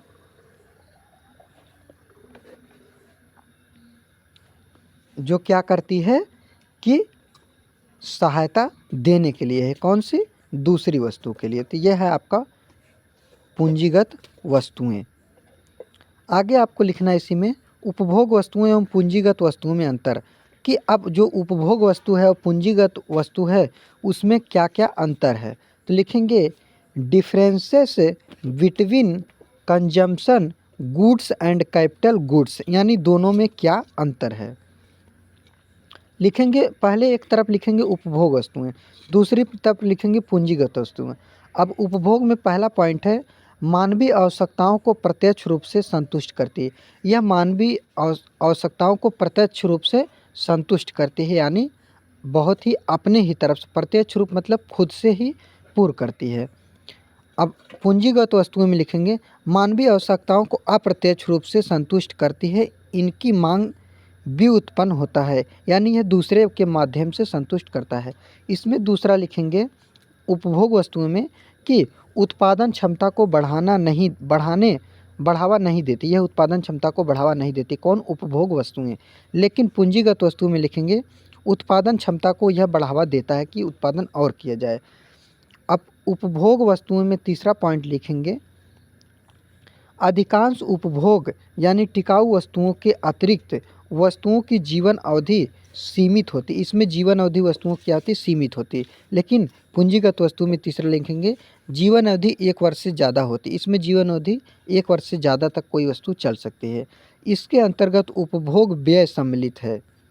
अब उपभोग वस्तुओं में चौथा पॉइंट है कि इसके अंतर्गत क्या है, उपभोग व्यय सम्मिलित है। इसमें यहाँ निवेश व्यय सम्मिलित है, यानी यहाँ पर निवेश किया जाता है पैसा और यहाँ पर व्यय किया जाता है, यानी जुटाया जाता है, थोड़ा कम खर्च किया, यहाँ पर निवेश पैसा लगाया जाता है। तो उपभोग वस्तुएं और पूंजीगत वस्तुओं में 4 अंतर हो गए और यह आपका 150 से ज़्यादा ही शब्द हो गया, लेकिन मात्र 150 शब्दों में आपको इसका उत्तर देना था। अगला है प्रश्न नंबर 20। प्रश्न नंबर 20 क्या है, मांग की लोच की निर्धारित करने वाले कारकों को लिखिए। मांग की लोच को निर्धारित करने वाले कारक को लिखिए। तो इस प्रश्न को आप लिख लीजिए आराम से अपने कॉपी पर, या आप जैसे भी याद करते हैं याद कर लीजिए, या वीडियो रोक कर लिख सकते हैं, चाहे स्क्रीनशॉट मार के रख लीजिए। तो अब चलते हैं प्रश्न नंबर 20 के उत्तर के तरफ। प्रश्न नंबर 20 है, प्रश्न 20 का उत्तर है, उत्तर इसमें है मांग की लोच की निर्धारित करने वाले कारक। कारक हेडिंग क्या डालना, मांग की लोच की निर्धारित करने वाले कारक। मांग की लोच को निर्धारित करने वाले कारक निम्नलिखित है। देखिए यहाँ पर सेंटेंस अच्छा नहीं लग रहा कि मांग की लोच की निर्धारित करने वाले कारक। मांग की लोच को अगर कहता तो इसलिए मैं यहाँ पर को यूज किया हूँ ताकि अच्छा लगे पढ़ने में सेंटेंस। मांग की लोच को निर्धारित करने वाले कारक निम्नलिखित हैं। पहला है वस्तु विशेष की प्रकृति या स्वभाव। वस्तु विशेष की प्रकृति यानी उसका स्वभाव क्या है, क्या उसका प्रकृति है। उत्तर में लिखेंगे अनिवार्य वस्तुओं की मांग बेलोचदार होती है। जो वस्तु अनिवार्य होता है उसका मांग बेलोचदार होता है, जबकि विलासिता की वस्तुओं की मांग अत्यधिक लोचदार और आरामदायक होती है। अब जो विलासिता की वस्तु, जो भी विलासिता की वस्तु आती है उसके अंतर्गत जो वस्तु आएगा वह लोचदार होगा और आरामदायक होगा। अन्न, नमक आदि वस्तुएं अनिवार्य होने के कारण इनकी मांग बेलोचदार है। ठीक। अब जो अन्न है, अन्न हो गया और उसके बाद आपका नमक हो गया, यह बहुत ही ज़रूरी वस्तु है, इसीलिए इनका मांग बेलोचदार है। दूध व फल आरामदायक वस्तु होने के कारण इनकी मांग लोचदार होती है। अब विलासिता की वस्तुएं हों या आरामदायक वस्तुएं क्या होती हैं, तो विलासिता की वस्तुएं यानी जिसका एक ऐसा वस्तु, दूध व फल आरामदायक वस्तु होने यानी जिसमें ज़्यादा कार्य ना करना पड़े, तो उसे हम विलासिता की वस्तु कहते हैं। एक तरह से आप समझ लीजिए, क्योंकि समझना ही बहुत ज़रूरी है। यदि आप समझ लिए, पढ़ लिए, याद कर लिए तो आपको किसी चीज़ का टेंशन नहीं। मैं कह रहा हूँ कि बोर्ड परीक्षा में कोई भी प्रश्न पूछा जाए, आप यदि बनाकर भी अच्छी तरह से लिख देते हैं तो आप ज़रूर अपने बोर्ड परीक्षा में टॉपर बनेंगे। लेकिन यदि मेरा बताया हुआ सभी प्रश्न तैयार कर लेते हैं तो आपका प्रश्न ज़रूर यहीं से आएगा और फंसेगा। चलिए अब प्रश्न नंबर 20 ही है, आगे और भी इसमें लिखना क्योंकि 150 शब्द में यह क्वेश्चन पूछा जाता है। दूसरा है वस्तु के विविध प्रयोग। एक वस्तु के जितने अधिक प्रयोग होते हैं, वस्तु की मांग उतनी ही अधिक लोचदार होती है।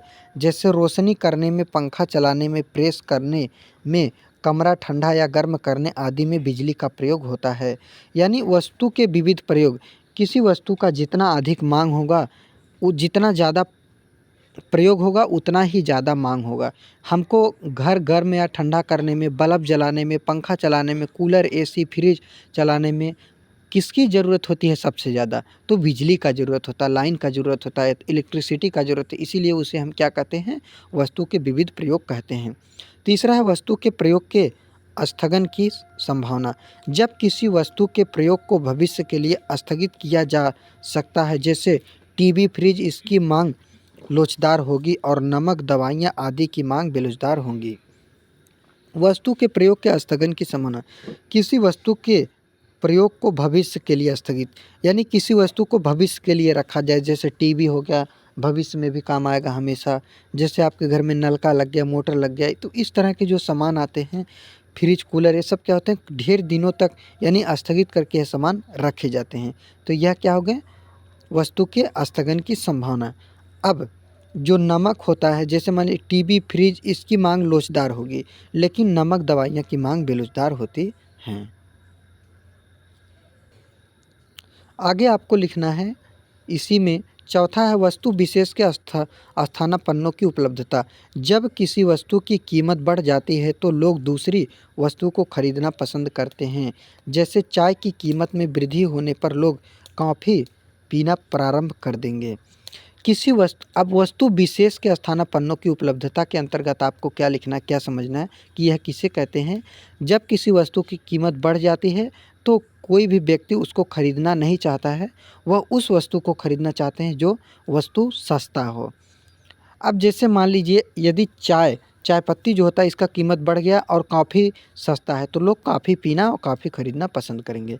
पाँचवा है संयुक्त मांग। जब कुछ वस्तुओं का उपयोग एक साथ किया जाए, जैसे पेन एवं स्याही, कार एवं पेट्रोल आदि, तो संयुक्त वस्तुएं यानी जिसका उपयोग साथ में किया जाता है, दाल, चावल, पेन एवं स्याही, कार एवं पेट्रोल, तो इसे हम क्या कहते हैं? संयुक्त मांग कहते हैं। इसके अंतर्गत छठवां लिखना है आपको 6 नंबर पर, वस्तु का टिकाऊपन। टिकाऊ वस्तुएं जैसे टेलीविज़न, फर्नीचर, फ्रिज आदि को एक बार खरीदने के पश्चात व्यक्ति वर्षों तक इन्हें दोबारा नहीं खरीदते, अतः ऐसी वस्तुओं की मांग कम मूल्य सापेक्ष लोचदार होती, कम मूल्य सापेक्ष और लोचदार होती है। अब जैसे आपके घर में टीवी है, फ्रिज है, कूलर है, पंखा है, मिक्सर है, तो कुछ ऐसे सामान होते हैं, महंगे सामान, जो एक बार, मोबाइल ही है, एक बार यदि खरीद लिया जाता है तो उसको कुछ वर्षों तक, 3 से 4, 5 साल, 2 साल, 3 साल, ज़्यादातर कुछ साल तक वस्तुएं वह चलती है। उसे हम क्या कहते हैं? वस्तु का टिकाऊपन कहते हैं। तो ये था आपका प्रश्न नंबर 20। और कितना? मात्र 150 शब्दों में आपको लिखना था, तो 150 शब्द से ज़्यादा ही मैंने आपको बता दिया। चलिए प्रश्न नंबर 21 है आपका, अल्पकालीन उत्पादन फलन से आप क्या समझते हैं? अल्पकालीन उत्पादन फलन क्या होता है? चलिए अब देख लेते हैं प्रश्न नंबर 21 का उत्तर। नंबर 21 का आपका उत्तर है, प्रश्न 21 का उत्तर है उत्पादन में समयावधि की अवधारणा। अब आप ये मत समझिए कि वहाँ पर क्या पूछा है और मैं यहाँ पर क्या लिखा हूँ। देखिए यही आपको लिखना है, ऐसा नहीं कि आपको कोई अलग से सोचना है क्या हेडिंग है। आपको बोर्ड परीक्षा में हेडिंग वही डालना है जो पूछेगा, लेकिन आपको फिर यहाँ से लिखना शुरुआत करना है। तो हेडिंग डालना आप अच्छी तरह से जानते हैं, यदि नहीं जानते हैं तो अभी मैं आपको बता दूँगा। हेडिंग डालना यही होता है कि उत्पादन में समयावधि की अवधारणा, तो हेडिंग डालना आप जानते होंगे। अभी मैं आपको प्रश्न भी बता दूंगा। तो क्या लिखना है? Concept of time period in production. समयावधि को निम्न प्रकार वर्गीकृत किया जा सकता है। समयावधि को निम्न प्रकार वर्गीकृत किया जा सकता है। अब देखिए हेडिंग कैसे डालना है। जैसे मान लीजिए मैं आपको बताया प्रश्न नंबर 21, अल्पकालीन उत्पादन फलन, तो हेडिंग यही डालना, अल्पकालीन उत्पादन फलन, और जो हेडिंग मैं पढ़ा रहा हूँ उसी हेडिंग से फिर लिखना शुरुआत करना है। ठीक, हेडिंग आप तो हेडिंग आपकी यहाँ तक तो पढ़ा दिया मैंने, आपको बता दिया। आगे लिखना है, आगे क्या लिखना है? पहला है अति लघु अवधि, बाजार अवधि। अति लघु अवधि कहें या बाजार अवधि कहें, यानी very short. Period, market period, क्या है? Period, market period. पीरियड या मार्केट पीरियड, इसे क्या कहते हैं? पीरियड या मार्केट पीरियड। यह वह अवधि है जिसमें उत्पादन के घटकों में परिवर्तन नहीं किया जा सकता। उत्पादन के जो घटक होते हैं, यानी जो समय है, घटक, उत्पादन के घटक जो उसके रूप हैं, उसको परिवर्तन नहीं किया जा सकता है। अतः इस अवधि में उत्पादन के स्तर में परिवर्तन नहीं किया जा सकता। अतः इस अवधि में उत्पादन प्रभावित नहीं किया जा सकता। इसमें परिवर्तन नहीं किया जा सकता और इसे प्रभावित नहीं किया जा सकता। इसे कोई दिक्कत ना हो कोई वस्तु में, इस तरह से ऐसे इसको मान लीजिए आप। दूसरा है लघु अवधि, शॉर्ट पीरियड। यह वह अवधि है जिसमें उत्पादक केवल परिवर्तनशील घटकों में परिवर्तन कर सकता है। जो परिवर्तनशील घटक होते हैं उसमें ही परिवर्तन कर सकते हैं, यानी जो परिवर्तन करने लायक है।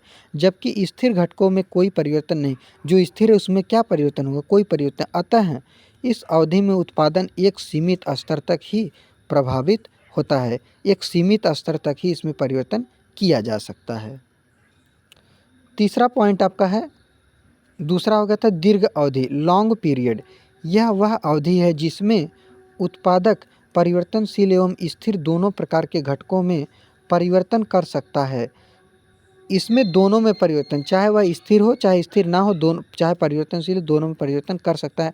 अन्य शब्दों में यह कहा जा सकता है कि दीर्घ अवधि में सभी घटक परिवर्तनशील होते हैं। दीर्घ अवधि में सभी घटक क्या होते हैं? परिवर्तनशील होते हैं। अतः इस अवधि में उत्पादन को किसी भी स्तर तक प्रभावित किया जा सकता है, किसी भी स्तर तक प्रभावित किया जा सकता है। नोट में आप थोड़ा सा चाहे तो लिख सकते हैं, लघु अवधि एवं दीर्घ अवधि को दिनों, महीनों अथवा वर्षों के सापेक्ष परिभाषित नहीं किया जा सकता है। ना तो दिन में, ना महीनों में, ना वर्षों में इसे परिभाषित नहीं किया जा सकता है। यह विभिन्न उत्पादन प्रक्रियाओं के लिए अलग अलग हो सकती है। यह विभिन्न प्रक्रियाओं के लिए क्या हो सकता है? जिस तरह की प्रक्रिया होंगी उस तरह से अलग अलग हो सकता है। तो ये था आपका प्रश्न नंबर 21। चलिए प्रश्न नंबर 22 के तक। प्रश्न नंबर 22 आपका है, 22 का, एक केंद्रीय योजनाबद्ध अर्थव्यवस्था से आप क्या समझते? क्या है केंद्रीय योजनाबद्ध अर्थव्यवस्था? यह आपको हेडिंग डालना है। तो प्रश्न नंबर 22 क्या पूछा है कि एक केंद्रीकृत योजनाबद्ध अर्थव्यवस्था से आप क्या समझते हैं? तो चलिए अब देख लेते हैं प्रश्न नंबर 22 का उत्तर। कौन सा? 22, एक केंद्रीकृत योजनाबद्ध अर्थव्यवस्था। तो देखिए 22 है प्रश्न नंबर आपका। प्रश्न नंबर 22 का उत्तर है अर्थव्यवस्था के प्रकार। हेडिंग क्या डालना? अर्थव्यवस्था के प्रकार। Types of economy. अर्थव्यवस्था को मुख्य रूप से निम्न प्रकार वर्गीकृत किया जा सकता है। किस प्रकार? निम्न प्रकार, यानी कई प्रकार से। पहला आपका अर्थव्यवस्था होता है केंद्रीकृत या योजनाबद्ध अर्थव्यवस्था। इसे क्या कहते हैं? सेंट्रलाइज्ड। क्या कहते हैं? Centralised planned economy. इस अर्थव्यवस्था के अंतर्गत अर्थव्यवस्था के सभी महत्वपूर्ण कार्यों जैसे उत्पादन, विनिमय, उपभोग आदि की योजना सरकार या एक केंद्रीय संस्था द्वारा बनाई जाती है। किसी वस्तु का उत्पादन करना हो, विनिमय वस्तु का लेन देन करना हो, कोई उपभोग, आप किसी वस्तु को खरीदने जा रहे हैं, चाहे सरकारी संस्था बनाई गई हो, चाहे केंद्रीय संस्था यानी कोई व्यक्ति द्वारा बनाई गई हो, तो उसे हम क्या कहते हैं? केंद्रीकृत या योजनाबद्ध अर्थव्यवस्था कहते हैं। सरकार अथवा केंद्रीय सत्ता संसाधनों के ऐसे प्रयोग को सुनिश्चित करने का प्रयास करती है जो पूरे समाज के हित में हो। यह ऐसा कार्य करती है, केंद्रीय सत्ता या सरकार में जो होता है वो पूरे समाज के लिए है। उदाहरण के लिए यदि शिक्षा हेतु विद्यालयों की कमी पाई जाती है तो सरकारी निजी स्तर पर इनकी स्थापना के लिए लोगों को प्रेरित कर सकती है अथवा खुद ही विद्यालय खोलने का निर्णय ले सकती है। यानी यदि समाज के हित में, उदाहरण के लिए जैसे मान लीजिए यदि शिक्षा हेतु विद्यालयों की कमी पाई जाती है, यदि कोई मान लीजिए सरकारी स्कूल है उसमें कमी पाई जा रही है, कोई व्यक्ति यदि चाह रहा है तो खुद भी अपना स्कूल खोल सकता है। आज के युग में सामान्यतः ऐसी अर्थव्यवस्थाएं नहीं पाई जाती हैं। चीन इसका एक उदाहरण है, यानी चीन में एक ऐसा उदाहरण जहाँ पर ऐसी व्यवस्था नहीं पाई जाती है जो अपने देश में है। दूसरा आपका है कौन सा अर्थव्यवस्था है? दूसरा है बाजार अर्थव्यवस्था, मार्केट इकोनॉमी। इस अर्थव्यवस्था में उपभोक्ता अपनी पसंद के अनुसार माल खरीदने के लिए स्वतंत्र होते हैं। बाजार अर्थव्यवस्था में कोई भी व्यक्ति अपना कौन सा माल कौन सा सामान लेगा वह अपने मन से लेने के लिए स्वतंत्र रहता है। इस अर्थव्यवस्था में सभी आर्थिक क्रियाकलापों का निर्धारण बाजार की स्थितियों के अनुसार होता है। बाजार की क्या स्थिति है उसके अनुसार किसी वस्तु का दाम रेट लगेगा। बाजार अर्थव्यवस्था में प्रत्येक वस्तु एवं सेवा की एक तय कीमत होती है।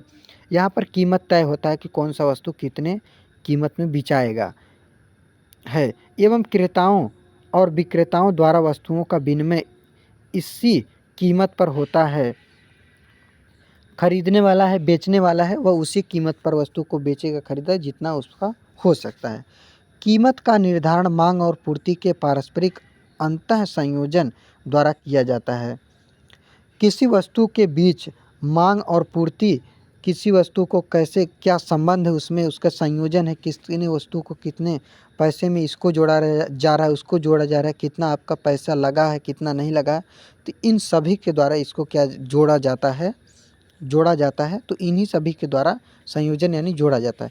यदि किसी वस्तु की मांग उसकी पूर्ति के सापेक्ष अधिक होती है तो ऐसी स्थिति में उस वस्तु की कीमत भी अधिक होती है। यदि किसी वस्तु की सापेक्ष अधिक होती है,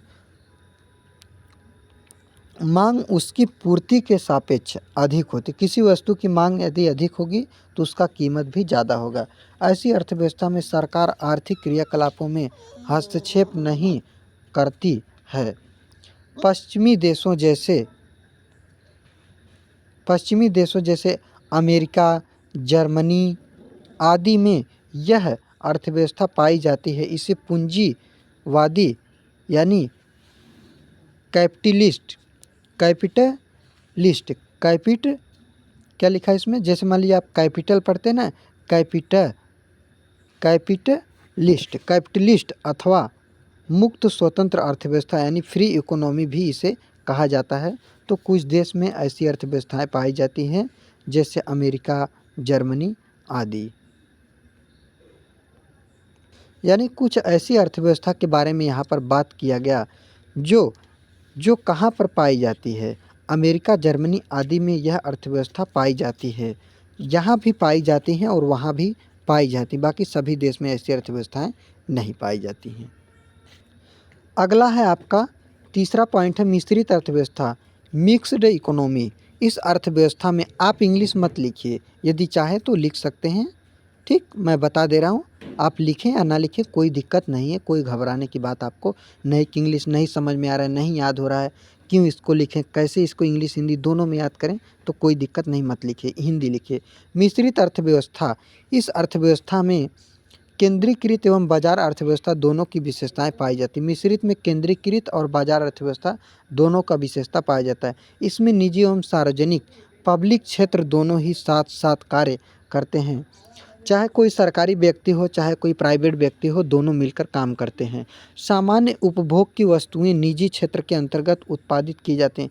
जो सामान्य उपभोग यानी सामान्य वस्तुएं हैं जो किसी व्यक्ति को खरीदने लायक है, वह निजी क्षेत्र के अंतर्गत उत्पादन की जाती है एवं इन वस्तुओं की कीमत का निर्धारण बाजार की ताकतों द्वारा किया जाता है, यानी बाजार की ताकतों यानी बाजार में जो बेच रहे हैं उनके द्वारा किया जाता है। तो ये था प्रश्न नंबर आपका कितना, 23। अब चलिए प्रश्न नंबर अगले की तरफ। सॉरी दोस्तों, 23 नहीं, प्रश्न नंबर 22 आपका है। कौन सा है? प्रश्न नंबर आपका 22 था, ठीक, प्रश्न नंबर आपका 22 था। कितने शब्दों में था? तो 150 शब्दों में था। अब चलिए प्रश्न नंबर अगले यानी प्रश्न नंबर 23 की तरफ। प्रश्न नंबर आपका अगला है, देखिए आपका अब 23 है, 22 तक तो हो गया था। केंद्रीय, यही तो अर्थव्यवस्था मैंने आपको बताया, केंद्रीकृत योजनाबद्ध अर्थव्यवस्था। आगे आपको क्या लिखना है? प्रश्न नंबर 23 क्या है? पूंजी के मूल्यह्रास का अर्थ लिखिए। पूंजी के मूल्यह्रास क्या होता है, इसका अर्थ, हेडिंग क्या है, पूंजी का मूल्यह्रास का अर्थ। तो अब चलिए प्रश्न नंबर 23 का उत्तर देख लेते हैं। तो प्रत्येक प्रश्न कितने का है, 6 अंक का। कितने अंक का है, 6 अंक का प्रत्येक प्रश्न है, यानी 2, 2, 4, 5 और 1 6। कितने, 6। तो टोटल 6 तक 36 नंबर आपके कंप्लीट हो जाएंगे। देखिए मैंने आपको प्रश्न बताया, प्रश्न क्या था, पूंजी के मूल्यह्रास। अब इसमें उत्तर आपको लिखना है, पूंजी के अवमूल्य से अभिप्राय देश की मुद्रा का बाह्य मूल्य एक विचार युक्त नीति के अंतर्गत जानबूझकर कम कर देने से होता है। यानी विचार युक्त नीति के अंतर्गत जानबूझकर, यानी पूंजी के अवमूल्य से अभिप्राय देश की मुद्रा का बाह्य मूल्य एक विचार युक्त नीति से, यानी एक ऐसा नीति अपनाया जाए जिसमें जानबूझकर किसी भी विचार युक्त नीति, यानी किसी भी चीज़ का जो कीमत है, मूल्य है, पूंजी है, यदि उस मुद्रा यानी एक मूल्य, किसी का मूल्य कम कर दिया जाए जानबूझकर, तो वही क्या होता है, तो पूंजी का अवमूल्य क्या होता है, वह पूंजी के अवमूल्य से अभिप्राय, यानी पूंजी का अवमूल्य ही एक तरह से होता है। इसके परिणाम स्वरूप देश का मुद्रा की क्रय शक्ति विदेश मुद्राओं के रूप में कम हो जाती है। अब जो देश का जो मुद्रा की क्रय शक्ति है वह विदेशी मुद्राओं के रूप में कम हो जाए, देश की जो शक्ति है वह विदेशी मुद्राओं के रूप में कम हो जाती है। देश की क्रय शक्ति विदेशी मुद्राओं के रूप में कम हो जाती है, यानी देश की क्रय शक्ति, यानी देश में जो भी हम क्रय करते हैं, जो खरीदते हैं, उसकी विदेशी मुद्राओं के रूप में कम हो जाती है। अब उसकी विदेशी मुद्राओं के रूप में उसकी जो रेट है वह कम, एक तरह से मान लीजिए यदि विदेशी मुद्राओं के रूप में कम हो जाती है। कोई मान लीजिए अपने देश का सामान है, पैसा है, ठीक, अब उसकी क्रय की जो शक्ति है विदेशी मुद्राओं के रूप में, विदेशी मुद्रा के रूप में कम हो जाती है।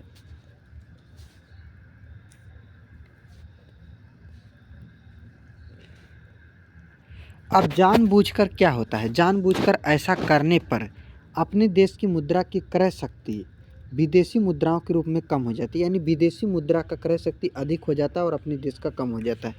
अब पॉल एंजिंग ने क्या कहा है, इनके अनुसार लिखना है, मुद्राओं की अधिकृत समताओं में कमी करना अवमूल्य है। मुद्राओं की क्या, अधिकृत समताओं में, मुद्राओं की अधिकृत समताओं में यदि कमी करना है तो उसी को हम अवमूल्य कहेंगे।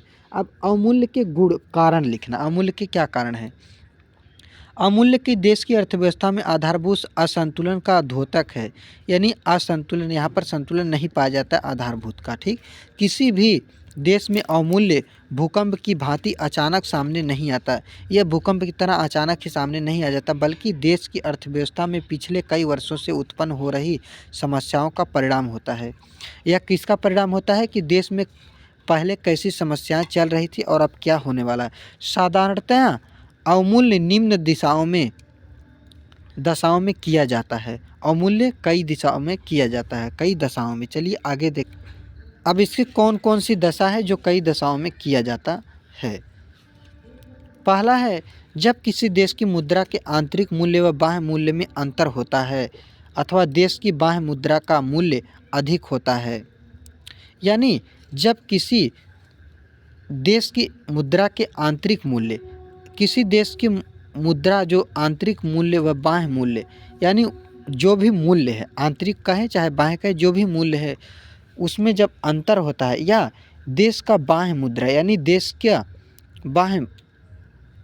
का जो बाह्य मुद्रा का मूल्य है, यानी देश के बाहर जो भी मुद्रा है उसका मूल्य है वह अधिक होता है, तो व्यापार संतुलन देश के विपरीत होने लगता है, और व्यापार संतुलन देश के विपरीत होने लगता है।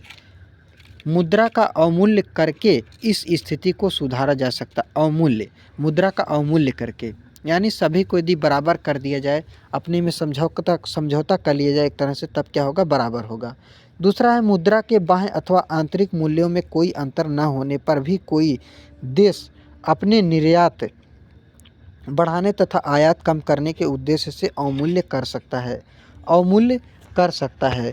कोई देश चाहे किसी देश की निर्यात हो, आयात हो, उसको बढ़ाने घटाने के लिए भी अवमूल्य कर सकता है। तीसरा है मुद्रा संकुचन की स्थिति में जब किसी देश की मांग कमी के कारण कीमतें गिरने लगती हैं तो अवमूल्य के द्वारा देश के माल की विदेशियों में मांग बढ़ाई जा सकती है और देश में कीमत स्तर ऊंचा उठाया जा सकता है। इसमें क्या है, मुद्रा संकुचन की स्थिति में जब देश की मांग की कमी के कारण किसी देश में किसी वस्तु की मांग की कमी है, उसकी कीमत गिर रही है, तो अवमूल्य के द्वारा देश की माल विदेशियों में बढ़ाया जा सकता है। यानी देश का जो माल है वह विदेशियों में उसका रेट भी बढ़ाया जा सकता है, क्योंकि वहाँ पर अगर समय से सामान नहीं पहुँच, अब उसका कीमत स्तर भी ऊंचा उठाया जा सकता है। चौथा पॉइंट है इसी में, 4 नंबर पॉइंट इसी में, जब कोई दूसरा देश अपनी अंतर्राष्ट्रीय व्यापार की वस्तुओं का मूल्य गिरा देता है अथवा राशि पातन की नीति अपनाता है तो उसके हानिकारक प्रभाव से बचने के लिए अवमूल्य करने के लिए आवश्यक हो जाता है।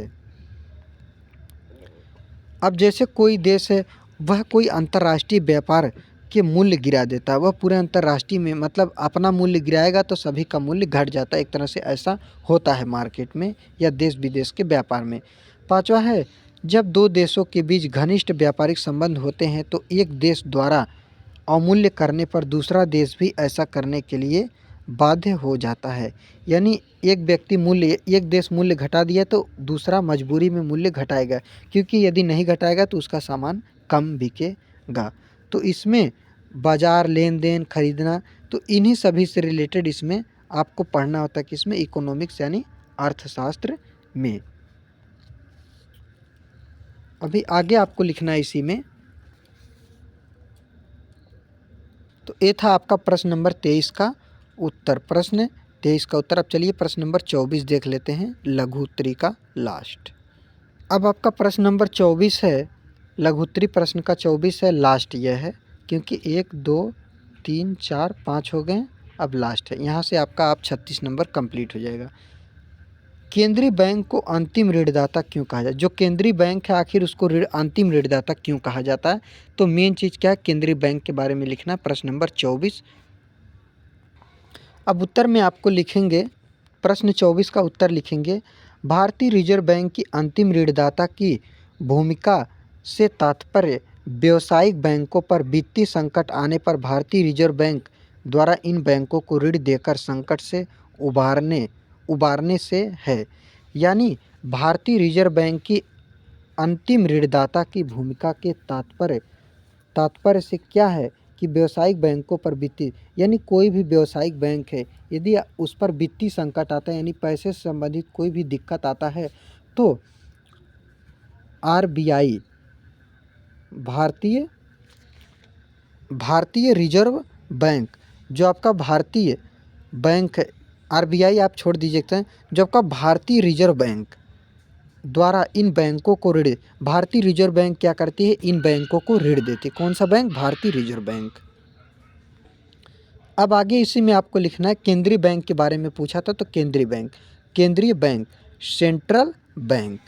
केंद्रीय बैंक किसी भी देश का सर्वोच्च बैंक होता है, किसी भी देश का सबसे सर्वोच्च यानी सबसे ऊपर बैंक होता है। कौन? केंद्रीय बैंक।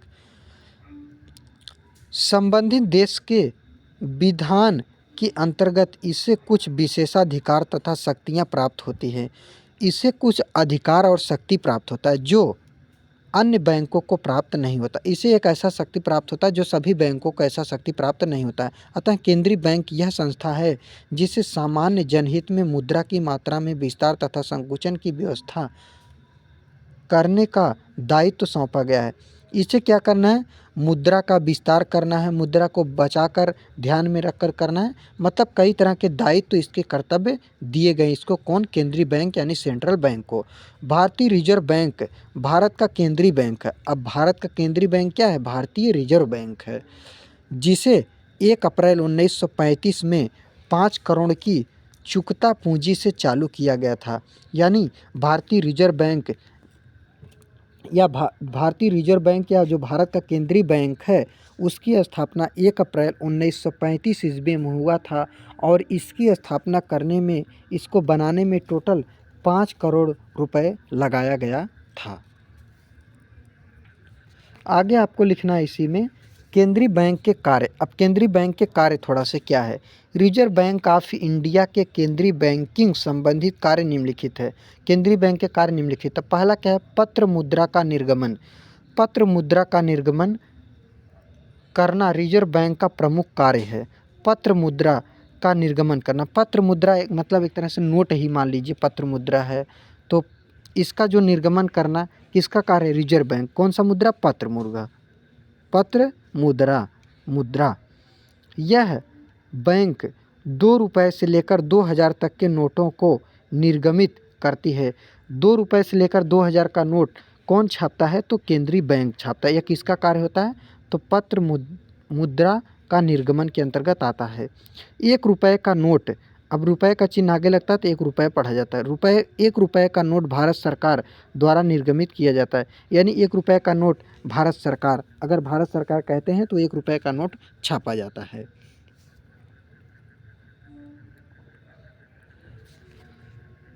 आगे दूसरा नंबर इस पर है सरकार के बैंकर के रूप में। सरकार के बैंकर के रूप में इसमें सरकार के बैंकर के रूप में यह निम्नलिखित कार्य करता है।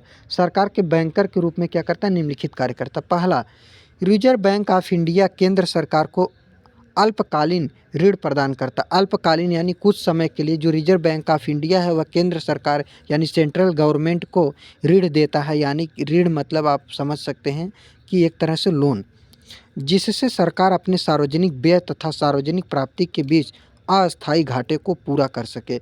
अब इससे सरकार क्या करता है, इससे सरकार सार्वजनिक व्यय तथा सार्वजनिक प्राप्ति के बीच अस्थायी घाटे होते हैं, इससे सरकार अपने घाटे को क्या कर सकता है, पूरा कर सकता है ऋण लेकर। दूसरा, पहले केंद्र सरकार ट्रेजरी बिलों के माध्यम से बिना किसी सीमा के रिजर्व बैंक से उधार लेने के लिए अधिकृत थी, परंतु अब राज्य सरकारों की ही भांति अधिक से अधिक 3 माह के लिए ऋण प्राप्त कर सकते हैं। यानी रिजर्व बैंक ऑफ इंडिया या केंद्रीय बैंक से पहले केंद्र सरकार हो या राज्य सरकार हो, वह लोन लेते थे तो कभी कई साल पर देते हैं या जब मन करता था तब देते थे, तो इससे दिक्कत होता है। लेकिन बैंक में ऐसा नियम बना दिया गया है कि यदि सरकार लोन लेगी, बैंक से ऋण लेगा, केंद्र सरकार हो या राज्य सरकार हो, उसको मात्र 3 वर्ष के अंदर ही उसको वापस कर देना है, किसको, बैंक को।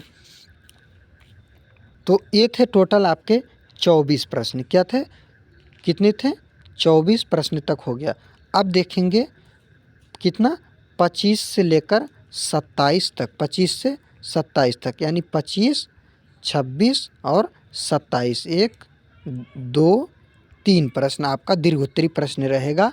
तो दीर्घोत्तरी प्रश्न 300 शब्दों में आपको उत्तर देना है और 10-10 नंबर के 10 गुणे 3 बराबर टोटल कितना हो गया, 30 नंबर आपका कंप्लीट हो जाएगा यहाँ से दीर्घोत्तरी प्रश्न से। प्रश्न 25 है, 25 नंबर प्रश्न पर क्या पूछा है, प्रश्न 25 है, कुल लागत किसे कहते हैं। अल्पकालीन कुल स्थिर लागत तथा कुल परिवर्तित लागत की चित्र की सहायता से व्याख्या कीजिए। यह आपका प्रश्न है 10 नंबर का। तो देखिए उत्तर में लिखेंगे, अब उत्तर में लिखेंगे किसी वस्तु की उत्पन्न की गई समस्त इकाइयों की मौद्रिक लागत का योग कुल लागत कहलाता है। किसी वस्तु की उत्पन्न की गई समस्त इकाइयों की मौद्रिक लागत, किसी वस्तु की जो भी समस्त पूरी इकाई होती है, पूरी इकाई मतलब पूरी इकाई, और मौद्रिक लागत पूरा इकाई यानी पूरा उसमें खर्चा क्या किया गया है, क्या उसमें लागत लगाया गया है, अगर सभी को जोड़ दिया जाए तो उसी को हम क्या कहते हैं, कुल लागत कहते हैं। कुल लागत मतलब किसी वस्तु में क्या लगा, क्या पैसा लगा है तो उसी कुल पैसे को मिला दीजिए, कुल लागत कहते हैं। समझ लीजिए, समझ कर आप लिख लीजिए, ठीक। कुल लागत में मुद्रा के रूप में किए गए सभी व्ययों को सम्मिलित किया जाए, इसमें सभी व्यय को सम्मिलित किया जाता है। कुल लागत उत्पादन की मात्रा के साथ साथ बढ़ती जाती है। स्थिर लागत व परिवर्तनशील लागत को जोड़कर कुल लागत बनती है। स्थिर लागत और परिवर्तनशील लागत को जोड़ने पर कुल लागत बनता है। अब देखिए आपके पास इतना भी समय नहीं बचा है कि आप किसी चीज़ को बहुत ज़्यादा ही डिटेल से पढ़ लें। आपको सिर्फ क्वेश्चन आंसर पर ध्यान देना, क्योंकि आपका परीक्षा बहुत ही कम दिन बचा है। इसलिए आपको तैयारी जल्द से जल्द करना है और अपने परीक्षा को बेहतर बनाना है। तो आगे और भी आपका है इसी में, आगे क्या लिखना है इसमें, प्रोफेसर डूली के अनुसार, प्रो मतलब प्रोफेसर डूली के अनुसार इन्होंने क्या किया, उत्पादन की एक निश्चित मात्रा का उत्पादन करने के लिए जितने कुल व्यय करने पड़ते हैं उन सभी के योग को कुल लागत कहते हैं। यानी किसी वस्तु का निश्चित मात्रा हो उत्पादन करने में, कुल जितना व्यय लगता है उसी को हम सभी को जोड़ दिया जाए तो कुल लागत कहते हैं। पूछेगा कि यह कथन किसने कहा है, तो प्रोफेसर डूली ने कहा है।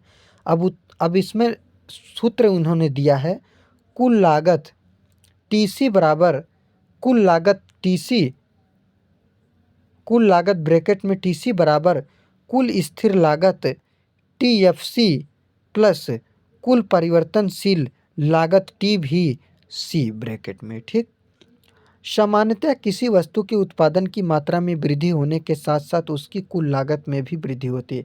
किसी वस्तु की वृद्धि के साथ साथ उसकी कुल लागत में भी वृद्धि होती है। अल्पकालीन कुल स्थिर लागत तथा कुल परिवर्तित लागत, कुल स्थिर लागतें फर्म द्वारा उत्पादित वस्तु की मात्रा का इन लागतों पर प्रत्यक्ष रूप से कोई प्रभाव नहीं पड़ता है। यानी किसी व्यक्ति के द्वारा इस पर कोई प्रभाव नहीं पड़ता है प्रत्यक्ष रूप से। अगला है प्रोफेसर बेन के अनुसार, स्थिर लागत वह लागत है जिसकी कुल राशि अल्पकाल में उत्पादन की मात्रा में परिवर्तन होने पर भी पूर्णतः अपरिवहित, क्या लिखा है, अपरिवर्तित रहती है। इसे रेखा चित्र द्वारा निम्न प्रकार से स्पष्ट किया जा सकता है। देखिए 300 शब्दों में लिखना था, लेकिन यदि आप चित्र बना देंगे तो हो सकता है कि आपको कम लिखना पड़े, चित्र से नंबर टोटल मिल जाता है। तो यदि इतना पूरा दे दिया कहीं पर भी ऑब्जेक्टिव कुछ में भी दे दिया, तो किसने यह कथन कहा, तो प्रोफेसर बेन ने कहा। किसने, प्रोफेसर बेन ने कहा। देखिए मैं जब आपका पूरा कंप्लीट करा दिया हूँ ना, तो ज़रूरी नहीं कि मैं आपको 10 ही ऑब्जेक्टिव कराएं, क्योंकि इन सभी प्रश्नों से बहुविकल्पी, अति लघुत्तरी, दीर्घोत्तरी, लघुत्तरी सभी प्रश्न को आप बहुत ही आसानी से हल कर सकते हैं, क्योंकि मैं सभी प्रश्न को ही बता दिया। अब मान लीजिए यहाँ से कोई ऑब्जेक्टिव बन गया तो ऑब्जेक्टिव हल गया, लघु उत्तरी बन गया तो लघु उत्तरी हल हो गया। अब दीर्घोत्तरी तो है ही है, इसमें दीर्घोत्तरी बनेगा तो बनेगा क्या, यही बना है, बनेगा तब भी यही आप लिख देंगे। ठीक, अति लघु उत्तरी बन सकता ऑब्जेक्टिव। अब लघु उत्तरी से जोड़ जोड़कर दीर्घ उत्तरी बन सकता है, अति लघु उत्तरी बहुविकल्पी बन सकता है, अति लघु उत्तरी से लघु उत्तरी बन सकता है और बहुविकल्पी बन सकता है, और बहुविकल्पी से अति लघु उत्तरी लघु उत्तरी भी बन सकता है। बस पढ़ना और समझना पड़ता है, बाकी सब आसान हो जाते हैं। चित्र आपको सेम इसी तरह से बनाना है। लागत 1000 रुपये में ऐसे आपको पूरा टोटल बना देना है। आप देख रहे हैं 0 1 1 0 2, फिर 1 2 3 4, यहाँ पर कट लगाना है, यक्स टी एफ सी। तो ये सब ऐसे दिए गए हैं घटते बढ़ते क्रम। तो इन सभी को देखिए, अब इतना समय नहीं है कि आपको इन सभी को पहले इसको पढ़ना पड़ता है डिटेल से, कुछ सवालें होते हल करना पड़ता है, तो यह सब बनते हैं। तो इसको मात्र आपको छाप कर अपने ध्यान में रख लेना, बार बार छापना, ताकि आपको यह याद हो जाए। नहीं याद है तो कोई बात नहीं, आप लिख कर आइए। चित्र याद हो तो छापिए, नहीं याद हो तो लिख कर आइए। उत्पादन 1000 में कुल स्थिर लागत। ठीक, अब आगे आपको इसमें लिखना है। देखिए आगे इसमें लिख, देखिए मेरा काम क्या है, आपको गाइड करना, प्रश्न को बता देना, बाकी आप पढ़िए, याद कीजिए, उसको मैं समझा दूंगा, पढ़ा दूंगा। ठीक, कुल परिवर्तनशील लागतें, उत्पादन की मात्रा में जैसे जैसे वृद्धि होती है वैसे वैसे कुल परिवर्तनशील लागतें बढ़ती जाती है। उत्पादन की मात्रा बढ़ेगी तो परिवर्तनशील लागत भी बढ़ती है।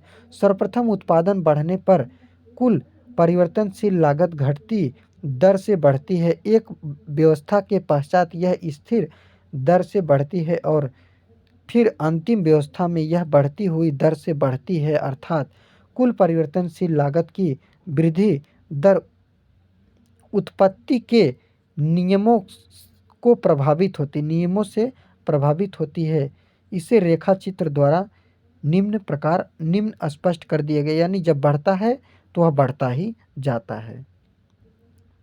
तो देखिए यहाँ पर लागत 1000 में, और यहाँ पर क्या है, 2, 4, 6, 8, 10, फिर 0, कुल परिवर्तन लागत TVC, फिर आपका 2, 4, 6, 8, 10 यक्स उत्पादन 1000 में।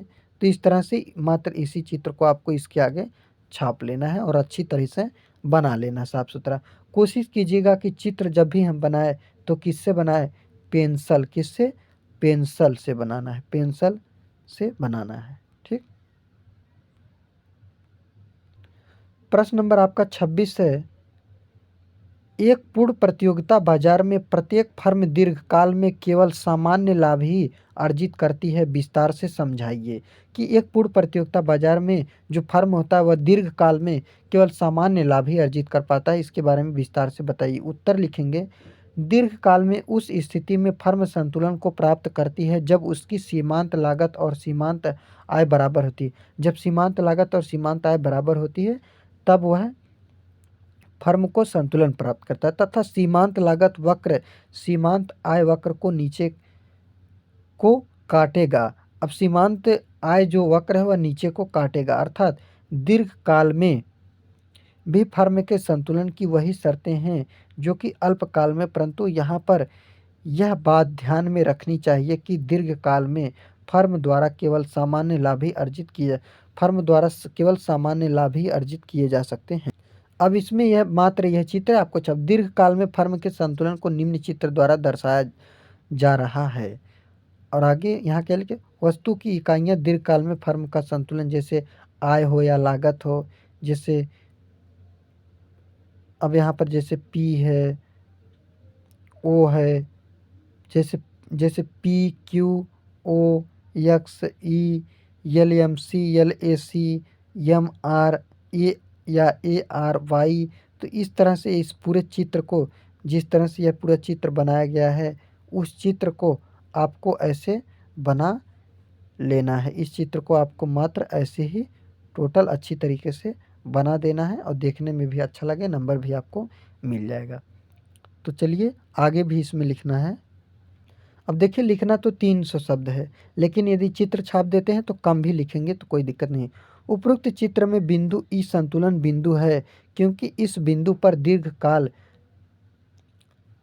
दीर्घकाल सीमांत आय और दीर्घकालीन सीमांत लागत बराबर, तथा उस बिंदु के पश्चात जब आप चित्र देखेंगे समझ जाएंगे, दीर्घकाल में सीमांत लागत दीर्घकालीन सीमांत आय से अधिक हो जाती है। इस बिंदु पर उत्पादित मात्रा OQ है। उत्पादन की इस मात्रा पर फर्म को सामान्य लाभ हो रहा है क्योंकि इस बिंदु पर दीर्घकाल औसत आय यानी LRAR बराबर दीर्घकालीन औसत व्यय LRAC दीर्घकालीन संतुलन उत्पादन की अनुकूलतम उत्पादन या ब्रैकेट में इष्टतम उत्पादन भी कहा जाता है। इसे इष्टतम उत्पादन भी कहा जाता है जब आप उस चित्र को ध्यान में रखेंगे और इसको ध्यान में दीर्घकाल में औसत आय यदि हो तब। ऐसा इसलिए कहा जाता है क्योंकि दीर्घकालीन संतुलन की स्थिति एक फर्म में न्यूनतम औसत लागत पर उत्पादन करती है। इससे इष्टतम उत्पादन की कीमत भी न्यूनतम औसत लागत के बराबर होती है। पूर्ण प्रतियोगिता में दीर्घकालीन संतुलन की स्थिति में दीर्घकालीन सीमांत लागत बराबर सीमांत आय बराबर औसत आय बराबर दीर्घकालीन औसत लागत। तो ये था आपका प्रश्न नंबर 25। सॉरी दोस्तों, 25 नहीं, आपका क्या है, 26 है, क्योंकि यहाँ तक आपका प्रश्न नंबर 26 है। अब चलिए प्रश्न नंबर 27 की तरफ। अब देखिए, यह है आपका प्रश्न नंबर 27 और इस वीडियो का आपका दीर्घोत्तरी प्रश्न लास्ट प्रश्न है 300 शब्दों में। प्रश्न आपका 27 है, 27 प्रश्न पूछा गया। 27 नंबर प्रश्न, केंद्रीय बैंक की शाख नियंत्रण विधियां की व्याख्या कीजिए। यानी केंद्रीय बैंक का जो शाख नियंत्रण है उसके बारे में आप बताइए। तो उत्तर में आपको लिखना है, केंद्रीय बैंक द्वारा मुद्रा पूर्ति का नियंत्रण, control of money supply by the central bank. केंद्रीय बैंक अर्थव्यवस्था में मुद्रा की पूर्ति को नियंत्रित करने के लिए विभिन्न माप अपनाते हैं। केंद्रीय बैंक मुद्रा की पूर्ति करने के लिए कई तरह के माप अपनाते हैं। ये माप वाणिज्यिक बैंकों द्वारा साख सृजन करने से संबंधित है। जो वाणिज्यिक बैंक होते हैं उससे संबंधित यह माप है। इसीलिए केंद्रीय बैंक की मौद्रिक नीति को प्रायः इसकी साख नियंत्रण नीति कहा जाता है। जो मौद्रिक नीति होती है उसे साख नियंत्रित नीति भी कहा जाता है। केंद्रीय बैंक को मौद्रिक नीति के उपकरणों को निम्न श्रेणियों में वर्गीकृत किया जा सकता है। इसे निम्न श्रेणियों में वर्गीकृत किया जा सकता है।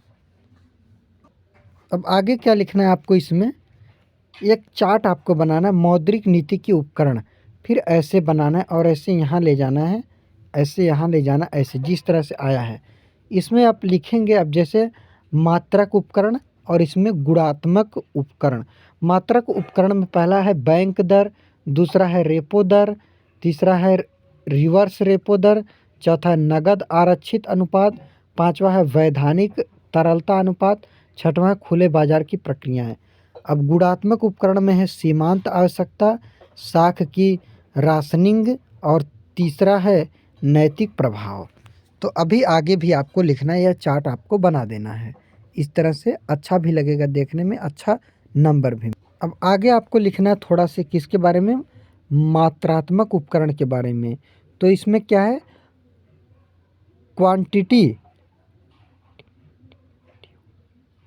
क्वांटिटेटिव क्या है, क्वांटिटेटिव इंस्ट्रूमेंट्स क्या है, इंस्ट्रूमेंट्स क्या है, इंस्ट्रूमेंट्स। क्वांटिटेटिव इंस्ट्रूमेंट्स मात्रात्मक उपकरण। इनका संबंध अर्थव्यवस्था की समग्र मुद्रा पूर्ति से है, जैसे बैंक दर, रेपो दर आदि। इसका विवरण निम्न प्रकार है। किससे संबंधित है, मुद्रा पूर्ति से। बैंक दर पहला है, बैंक रेट।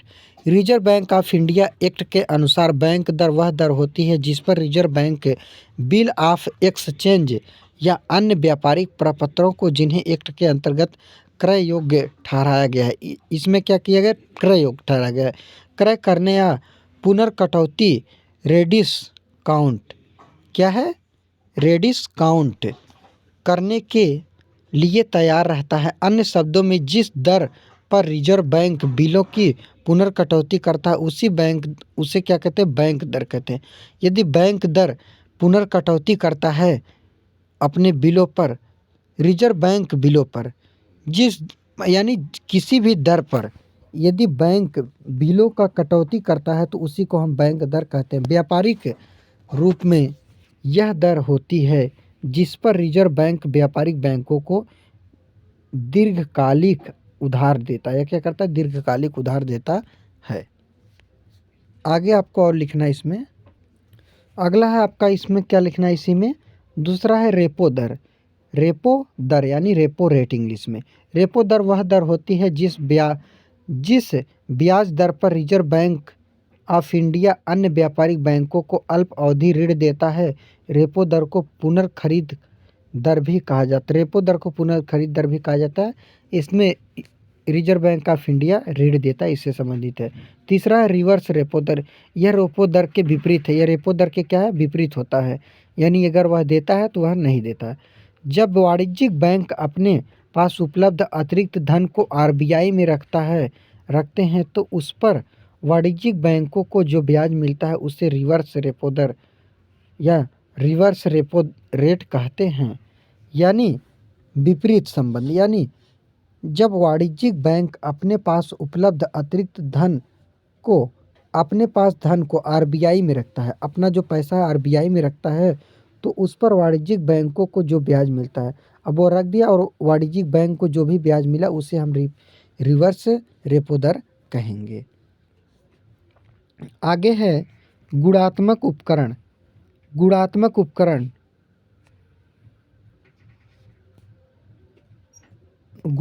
उपकरण इसके बारे में थोड़ा सा आपको क्या लिखना है, तो इसमें क्या है, क्वालिटेटिव क्या है, क्वालिटेटिव इंस्ट्रूमेंट्स।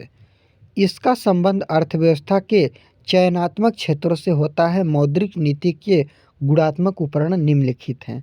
पहला है सीमांत आवश्यकता, मार्जिन क्या है, मार्जिन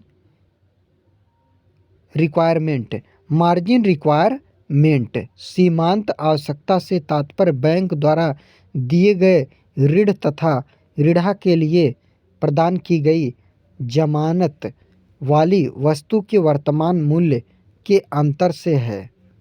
उदाहरण स्वरूप इसकी क्या है, वर्तमान के मूल्य से अंतर से है। उदाहरण स्वरूप क्या है, माना राम ने 80 रुपये लाख के ऋण के लिए 1 करोड़ मूल्य का अपना मकान बैंक के पास जमानत के रूप में रखा है। इस स्थिति में सीमांत आवश्यकता 20 लाख होगी।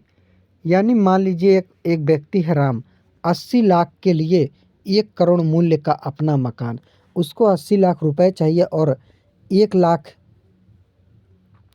80 लाख उसको क्या करना है, कर्जा लेना है यानी लोन लेना है। इसके लिए वह अपने 1 करोड़ का जो उसका घर है उसको बैंक में वह जमा कर देता है, यानी रख देता है एक तरह से।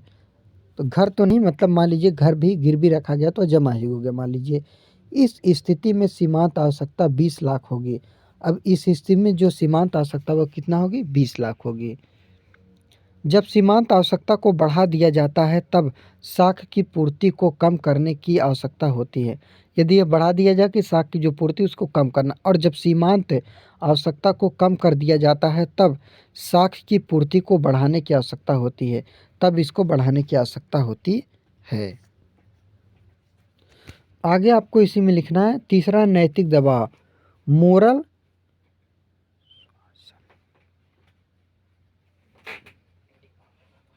क्या लिखना है, मोरल।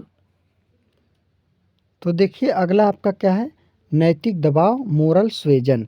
गुणात्मक विधि में रिजर्व बैंक ऑफ इंडिया नैतिक दबाव नीति का भी प्रयोग किया है। अब गुणात्मक में नैतिक दबाव का भी प्रयोग किया है, जिसके अंतर्गत बैंकों के प्रतिनिधियों की मीटिंग तथा पत्रों के द्वारा रिजर्व बैंक उन्हें नैतिक जिम्मेदारी के प्रति क्या करता है, जागृत करता है और साख नियंत्रण कर सकता है। किसके लिए, प्रतिनिधियों के लिए मीटिंग पत्रों द्वारा रिजर्व बैंक उन्हें नैतिक जिम्मेदारी के प्रति जागृत नियंत्रण कर सकता है। जागृत और सामान्यतः व्यापारिक bank reserve bank of India की सलाह तथा निर्देश के उपेक्षा का साहस नहीं करते हैं, क्योंकि इन बैंकों की सुरक्षा की जिम्मेदारी रिजर्व बैंक ऑफ इंडिया के पास ही रहती है। इनकी सुरक्षा किसके पास रहती है, रिजर्व बैंक ऑफ इंडिया के पास। तो दोस्तों ये था आपका टोटल कितना प्रश्न, टोटल आपके कितने थे, 27 प्रश्न। कितने प्रश्न थे, तो टोटल आपके 27 प्रश्न थे। अगर यदि आप इन्हीं कितने थे टोटल, तो 27 कितने थे टोटल, 27 यानी 27 प्रश्न। यदि आप इन 27 प्रश्नों को तैयार कर लेते हैं तो आप अपने बोर्ड परीक्षा में टॉपर जरूर बनेंगे। तो उम्मीद करता हूँ कि आपको पूरा क्वेश्चन याद हो जाए और अच्छी तरह से आप पढ़कर जाइए। तो ये था 2025 economics class 12 UP board exam 2025 के लिए महामैराथन यानी महामैराथन क्लास बोर्ड परीक्षा 2025, एक तरह से महातांडव क्लास। सिर्फ एक वीडियो में 100 नंबर आपका बिल्कुल पक्का हो गया, आप जरूर देखेंगे। कक्षा 12 अर्थशास्त्र पेपर 4 मार्च 2025 को आपका पेपर है। इससे पहले आपको वीडियो देख लिए तो आप बहुत ही अच्छा है। तो दोस्तों यदि आपको वीडियो पसंद आया हो तो चैनल को सब्सक्राइब कीजिएगा, वीडियो को लाइक कीजिएगा और वीडियो को ज़्यादा से ज़्यादा क्या कीजिएगा, शेयर कीजिएगा, ताकि आपका अच्छा नंबर आए बोर्ड एग्ज़ाम में और आपके दोस्त का भी अच्छा है, सभी का। तो आप केवल अब जब आप देखिए सब्सक्राइब करने से होता क्या है, जब आप सब्सक्राइब कर देंगे तो कोई भी महामैराथन क्लास लाऊंगा तो आपको सबसे पहले वीडियो मिलेगा। तो इसलिए चैनल को सब्सक्राइब कर दीजिएगा। अब देखिए मैंने आपका जो महामैराथन क्लास है, सिविक्स यानी अर्थशास्त्र, सोशियोलॉजी यानी समाजशास्त्र, 2 सब्जेक्ट का महामैराथन क्लास आ चुका है और सभी क्लास के उपलब्ध हैं। जो नहीं है, अगर महामैराथन क्लास है तो आप मुझे कमेंट कीजिएगा, मैं आपको उस टॉपिक पर अब आपको किसी भी सब्जेक्ट पर इम्पोर्टेंट क्वेश्चन आंसर टॉपिक पर वीडियो चाहिए आप कमेंट कीजिएगा। तो मन लगाकर पढ़ाई कीजिए क्योंकि आपका परीक्षा नज़दीक आ गया है। जब आपका पेपर बीत जाए, आप पढ़ लिख लें, पेपर बीत जाए, आप घूमिए टहलिए, कहीं आइए जाइए, इसके लिए मना नहीं है। तो दोस्तों आज के लिए बस इतना ही, मिलते हैं कल की वीडियो में। जय हिंद, जय भारत।